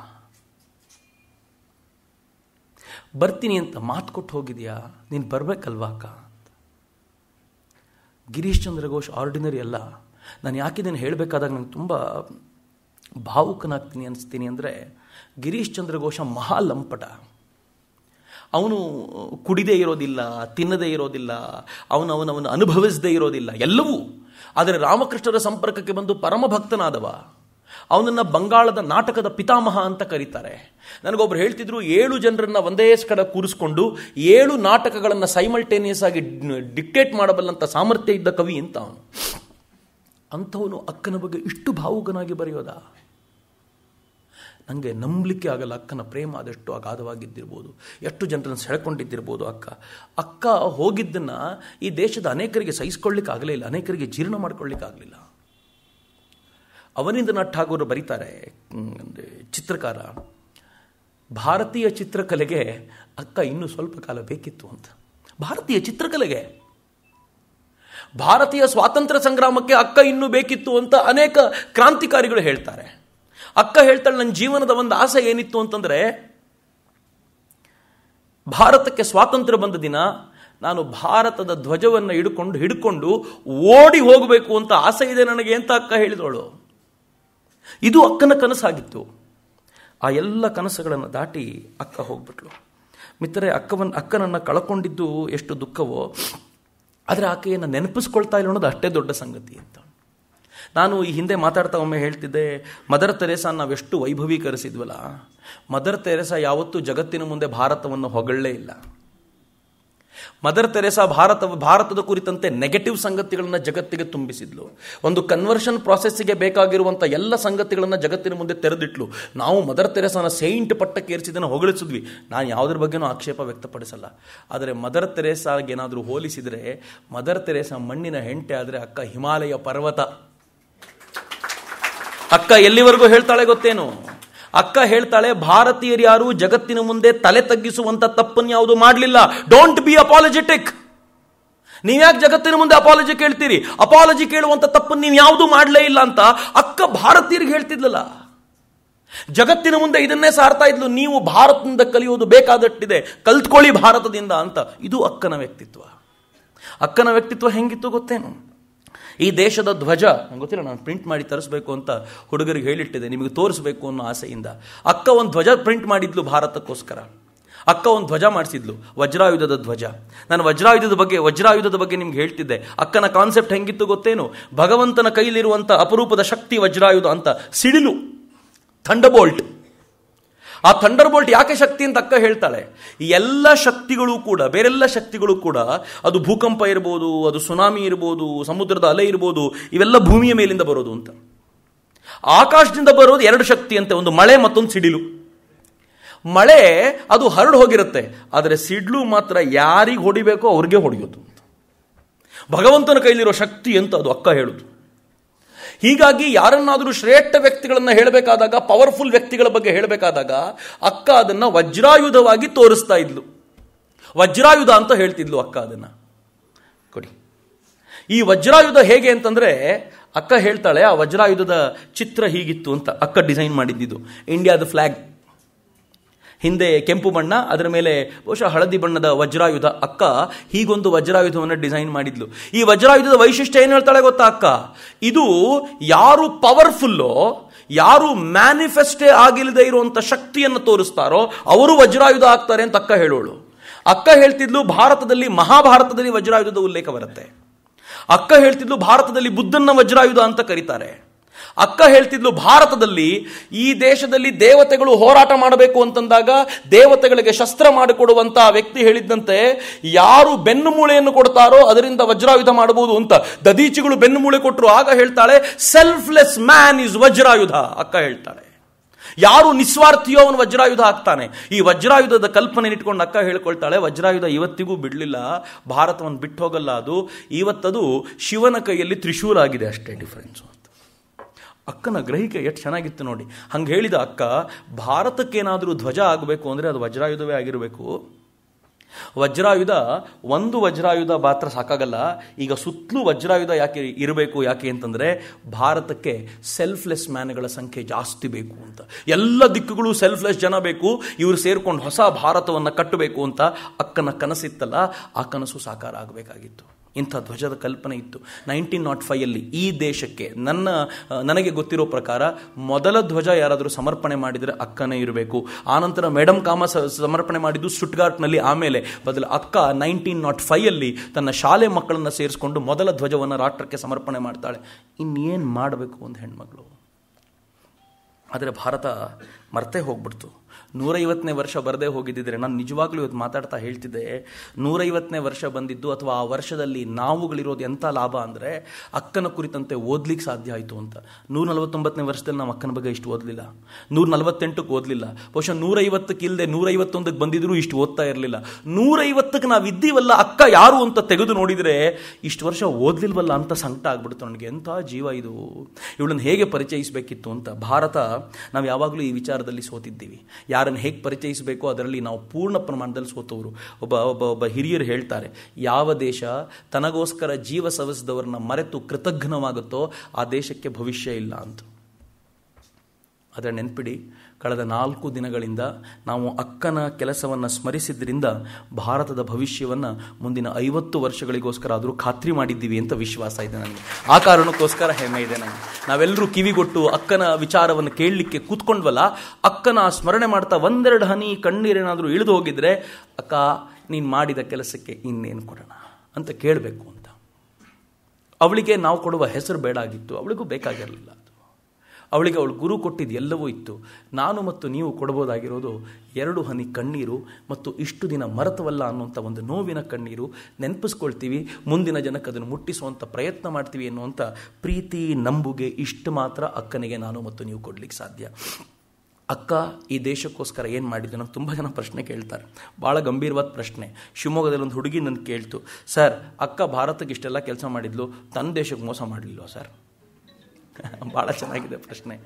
ಆದರೆ ಅಕ್ಕ ಇದನ್ನು ಮಾತಾಡ್ತಾ ಹೇಳ್ತಾಳೆ, ನನಗಿವತ್ತು ನನ್ನ ದೇಶದ ಕುರಿತಂತೆ ನಾಚಿಕೆ ಆಗ್ತಾ ಇದೆ. ಯಾಕೆ ಅಂತಂದರೆ ನನ್ನ ದೇಶ, ಈ ದೇಶದ ಜನರ ಮೇಲೆ ಇಷ್ಟು ಅತ್ಯಾಚಾರ ಮಾಡೋದು ನೋಡಿದಾಗ ಅವ್ರು ಮಾಡ್ತಿರೋ ಅತ್ಯಾಚಾರದ ಪ್ರಾಯಶ್ಚಿತ್ತ ನಾನು ಮಾಡ್ಕೊಳ್ಬೇಕು ಅಂತ ನನಗೆ ಅನ್ನಿಸ್ತಿದೆ ಅಂತ. ಅಕ್ಕ ಭಾರತದ ಸೇವೆ ಮಾಡುವ ಮೂಲಕ ತನ್ನ ದೇಶದ ಉದ್ಧಾರಕ್ಕೂ ಕಾರಣ ಆದ್ಲು ಅಂತ. ಇಂಥ ಮಗಳನ್ನು ಪಡಿಬೇಕಾದ್ರೆ ಭಾಗ್ಯ ರೀ ಆ ದೇಶದ್ದು. ಅಕ್ಕ ತಾನು ಪ್ರಾಯಶ್ಚಿತ್ತ ಮಾಡ್ಕೊಳ್ತೀನಿ ಅಂತ ಈ ದೇಶದ ಜನರ ಸೇವೆಗೆ ಸಿದ್ಧಲ್ಲ, ಇದು ಅಕ್ಕನ ವಿಶೇಷ. ಎರಡನೇದು, ಅಕ್ಕ ಯಾಕೆ ಇಷ್ಟು ದಿನಗಳ ಕಾಲ ಮುಚ್ಚಿ ಹೋಗ್ಬಿಟ್ಲು ಅಂತ ಅನೇಕರ ಪ್ರಶ್ನೆ ಇದೆ. ನನಗೂ ಈ ಪ್ರಶ್ನೆ ಯಾವಾಗಲೂ ಕಾಡ್ತಾ ಇರುತ್ತೆ. ಯಾಕೆ? ರಾಮಕೃಷ್ಣ ಮಿಷನ್ ಆಕೆ ಬಿಟ್ಟು ಹೋದಾಗ, ಪ್ರಾಬಬ್ಲಿ 1902, 1903 ಆ ಟೈಮ್ನಲ್ಲಿ ರಾಮಕೃಷ್ಣ ಮಿಷನ್ ಆಕೆ ಬಿಟ್ಟು ಆಚೆ ಬಂದ ನಂತರ ರಾಮಕೃಷ್ಣ ಮಿಷನ್ಗೂ ಒಂದು ಇದಾಗ್ಲಿಕ್ಕೆ ಸಾಧ್ಯ ಇರ್ಬೋದು. ಏನು ಅಂತಂದರೆ, ಅಕ್ಕನನ್ನು ಬಿಟ್ಟ ನಂತರ ಅಕ್ಕನೊಂದಿಗೆ ಯಾವ ಸಂಪರ್ಕವೂ, ವಿಶೇಷವಾಗಿ ಆಕೆಯ ಪೊಲಿಟಿಕಲ್ ಆಕ್ಟಿವಿಟಿಯೊಂದಿಗೆ ಯಾವ ಸಂಪರ್ಕವೂ ಇಲ್ಲ ಅಂತ ಅವರು ಅನಿವಾರ್ಯವಾಗಿ ಸಾಧಿಸಬೇಕಾಗಿತ್ತು. ಹೀಗಾಗಿ ಅಕ್ಕನೊಂದಿಗೆ ಆಧ್ಯಾತ್ಮಿಕವಾದ ಎಲ್ಲ ಸಂಪರ್ಕ ಇದ್ದಾಗಲೂ ಕೂಡ ಪೊಲಿಟಿಕಲ್ ಆಕ್ಟಿವಿಟಿಯಿಂದ ದೂರ ಇದ್ದಿದ್ದರಿಂದ ಅಕ್ಕನ ಕುರಿತಂತ ಸಾಹಿತ್ಯಗಳು ಬರಲಿಲ್ಲ. ಇದು ಮೊದಲನೇ ಸಮಸ್ಯೆ. ಎರಡನೇದು, ಆವತ್ತಿನ ಟರ್ಮಾಯಿಲ್ಸ್ ಭಾರತದಲ್ಲಿ ಹೇಗಿತ್ತು ಅಂತಂದ್ರೆ, ಅಕ್ಕ ದೇಹತ್ಯಾಗ ಆಗುವ ವೇಳೆಗೆ ಅಕ್ಕನ ಜೊತೆಯಲ್ಲಿದ್ದ ಬಹುತೇಕರು ಜೈಲಿಗೆ ಸೇರಿ ಆಗಿತ್ತು. ಅವರು ವಾಪಸ್ಸು ಬರೋದ್ರ ವೇಳೆಗೆ ಭಾರತದ ಚಿತ್ರಣವೇ ಬದಲಾಗಿತ್ತು. ಅಕ್ಕ ಯಾವ ಹೋರಾಟದ ಮಾರ್ಗವನ್ನು ಪ್ರತಿನಿಧಿಸಿದ್ಲೋ, ಯಾವ ಹೋರಾಟದ ಮಾರ್ಗ ಭಾರತಕ್ಕೆ ಆ ಮೂಲಕ ಸ್ವಾತಂತ್ರ್ಯ ಬೇಕು ಅಂತ ಹೇಳಿದ್ಲೋ, ಅಕ್ಕ ದೇಹತ್ಯಾಗ ಆಗಿ ಕೆಲವು ವರ್ಷಗಳಲ್ಲಿ ಅದು ಪೂರ್ತಿ ಬದಲಾಗಿ ಈ ದೇಶದಲ್ಲಿ ಶಾಂತಿ ಅಹಿಂಸೆಯ ಕಲ್ಪನೆಗಳು ವ್ಯಾಪಕವಾಗಿ ರಾರಾಜಿಸ್ತಾ ಇತ್ತು. ಮುಂದಿನ ಪೀಳಿಗೆಯ ತರುಣರಿಗೆ ಅಕ್ಕ ಮರ್ತೋಗಿದ್ಲು. ಹೀಗಾಗಿ ಅಕ್ಕ 1947 ಸ್ವಾತಂತ್ರ್ಯ ಬರೋದ್ರ ವೇಳೆಗೆ ಈ ದೇಶದ ಸ್ಮೃತಿ ಪಟಲದಿಂದ ದೂರ ಆಗೋದ್ಲು. ಇನ್ನೊಂದು ಸಮಸ್ಯೆ ಏನಿತ್ತು ಗೊತ್ತಾ? ನನ್ನ ದೇಶದಲ್ಲಿ ಪ್ರತಿಯೊಬ್ಬರು ಒಬ್ಬೊಬ್ಬ ಕ್ರಾಂತಿಕಾರಿಗಳನ್ನ ನಮ್ಮ ಜಾತಿಯವರು ಅಂತ ಹಿಡ್ಕೊಂಡಿದ್ದೀವಿ. ಕ್ರಾಂತಿಕಾರಿಗಳನ್ನೂ ಕೂಡ ಅವರಿಗೆ ಇರಲಿಲ್ಲ ಪಾಪ. ನಾವು ಪ್ರತಿಯೊಬ್ಬರು ನಮ್ಮ ಜಾತಿಯನ್ನು ಕರಿತೀವಿ. ಅಕ್ಕ ಯಾವ ಜಾತಿಗೆ ಸೇರಿದವಳು ಹೇಳಿ? ಈ ದೇಶದ ಕ್ರಿಶ್ಚಿಯನ್ರು ಅಕ್ಕ ನಮಗೆ ಸೇರಿದವಳು, ಸ್ವಾತಂತ್ರ್ಯ ಹೋರಾಟಗಾತಿ ಅಂತ ಹೇಳ್ಕೊಳ್ಳೋಂಗಿಲ್ಲ. ಅವಳು ಮಾತಾಡಿದೆಲ್ಲ ಹಿಂದೂ ಧರ್ಮದ ಬಗ್ಗೆ. ಹಿಂದೂ ಧರ್ಮೀಯರು ಇದ್ರ ಬಗ್ಗೆ ಧೈರ್ಯವಾಗಿ ಹೇಳ್ಕೊಳ್ಳಲ್ಲ. ಯಾಕೆ ಅಂತಂದ್ರೆ ಅಕ್ಕ ವಿದೇಶಿಗಳು, ನಾವೆಂಗೆ ಹೇಳ್ಕೊಳ್ಳೋದು ಅಂತ. ಅನೇಕರಿಗೆ ವಿವೇಕಾನಂದರ ಮೇಲೆ ಅನೇಕ ಗೊಂದಲಗಳಿದ್ದರಿಂದ ಆಗಲೇ ಅಕ್ಕನಿಂದ ಡಿಸ್ಟೆನ್ಸ್ ಮೇಂಟೈನ್ ಮಾಡಬೇಕು, ಅವಳ ವಿಚಾರಧಾರೆಗಳಿಂದ ಡಿಸ್ಟೆನ್ಸ್ ಮೇಂಟೈನ್ ಮಾಡಬೇಕು ಅನ್ನುವಂಥ ವಿಚಾರಗಳು ಬಂದಿದ್ದರಿಂದ ಬಹುಶಃ ಅಕ್ಕ ಇಷ್ಟೂ ವರ್ಷಗಳ ಕಾಲ ಹೊರಗಿದ್ಬಿಟ್ಲು ಅಂತ. ಆದರೆ ಈಗ ಮತ್ತೊಮ್ಮೆ ಅಕ್ಕನ ಬಗ್ಗೆ ಆಳವಾದ ಸಂಶೋಧನೆಗಳಾಗಬೇಕು ಅಂತ ನನಗನ್ಸುತ್ತೆ.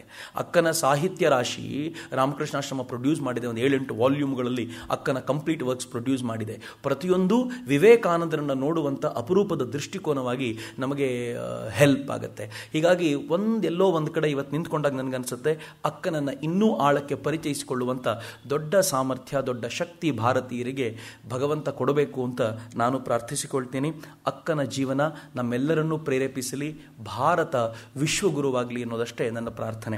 ಹೋಗಬೇಕಾದ್ರೆ ಪ್ರತಿಯೊಬ್ಬರಿಗೂ ಗೇಟಿನ ಬಳಿ ಅಕ್ಕನ ಒಂದು ಕಾರ್ಡು, ಒಂದು ಸ್ಟಿಕ್ಕರ್ ಕೊಡ್ತೀವಿ. ಇದು ತುಂಬ ಪ್ರೀತಿಯಿಂದ ನಾನೇ ಇವತ್ತು ಹೇಳಿ ಹುಡುಗರಿಗೆ ಹೇಳಿ ಅದನ್ನು ಹಂಚಿ ಅಂತ ಹೇಳ್ತಿರೋದು. ಯಾಕೆ ಅಂತಂದರೆ, ಅಕ್ಕನ ಬಗ್ಗೆ ಗೊತ್ತಿಲ್ಲದೆ ಇರೋರಿಗೆ ಅವಳು ಫೋಟೋ ನೋಡಿದ್ರೆ ಅವಳು ಯಾರು ಅಂತಲೇ ಗೊತ್ತಾಗಲ್ಲ. 4 ದಿನಗಳಿಂದ ನೀವೆಲ್ಲ ಕೇಳಿರೋದ್ರಿಂದ ಅಕ್ಕ ಯಾರು ಅಂತ ನಿಮಗೆ ಗೊತ್ತಿರುತ್ತೆ. ಅವಳ ಫೋಟೋ ನಿಮ್ಮ ಮನೇಲಿ ಸೇಫ್ ಆಗಿರುತ್ತೆ ಅಂತ ಗೊತ್ತಿರೋದ್ರಿಂದ ಅಕ್ಕನ ಫೋಟೋ ಮತ್ತು ಕಾರ್ಡು ನಿಮಗೇ ಸೇರಬೇಕು ಅಂತ ಆ ಗೇಟಲ್ಲಿ ಕೊಡ್ತಾರೆ. ದಯಮಾಡಿ ಆ ಕಾರ್ಡನ್ನು ತೆಗೆದುಕೊಂಡು ಹೋಗಿ ಅಕ್ಕನ ಮನೇಲಿ ಇಟ್ಕೊಳ್ಳಿ. ಮುಂದಿನ ಪೀಳಿಗೆಗೆ, ನಿಮ್ಮ ಮನೇಲಿರೋ ಮಕ್ಕಳು ಮೊಮ್ಮಕ್ಕಳಿಗೆ ತೋರಿಸಿ, ಈ ಥರದ ಒಬ್ಬಳಿದ್ಲು, ಭಾರತಕ್ಕೋಸ್ಕರ ತನ್ನನ್ನು ತಾನು ಸವೆಸಿಕೊಂಡಂಥ, ಡೆಡಿಕೇಟ್ ಆದಂಥ, ನಿವೇದಿತೆಯ ಪುಷ್ಪವಾಗಿ ನಿವೇದನೆಯಾದಂಥ ಮಹಾಶ್ವೇತೆ, ಈ ದೇಶದ ಶ್ರೇಷ್ಠ ಅಗ್ನಿಶಿಖೆ, ರವೀಂದ್ರರು ಕರೆಯುವಂತೆ ಅಗ್ನಿಶಿಖೆ ಅಂತ ಯಾವುದಾದ್ರೂ ಇದ್ದರೆ ಅದು ಅಕ್ಕ ಅನ್ನೋದನ್ನು ನಾವೆಲ್ಲರೂ ಸ್ಮರಿಸಿಕೊಳ್ಳೋಣ. ಪ್ರೀತಿಯಿಂದ ಆಲಿಸಿದೆ ನಿಮಗೆಲ್ಲರಿಗೂ ಧನ್ಯವಾದಗಳು. ಮತ್ತೆ ಸಿಗ್ತೇನೆ. ವಂದೇ ಮಾತರಂ. ಜೈ ಹಿಂದ್.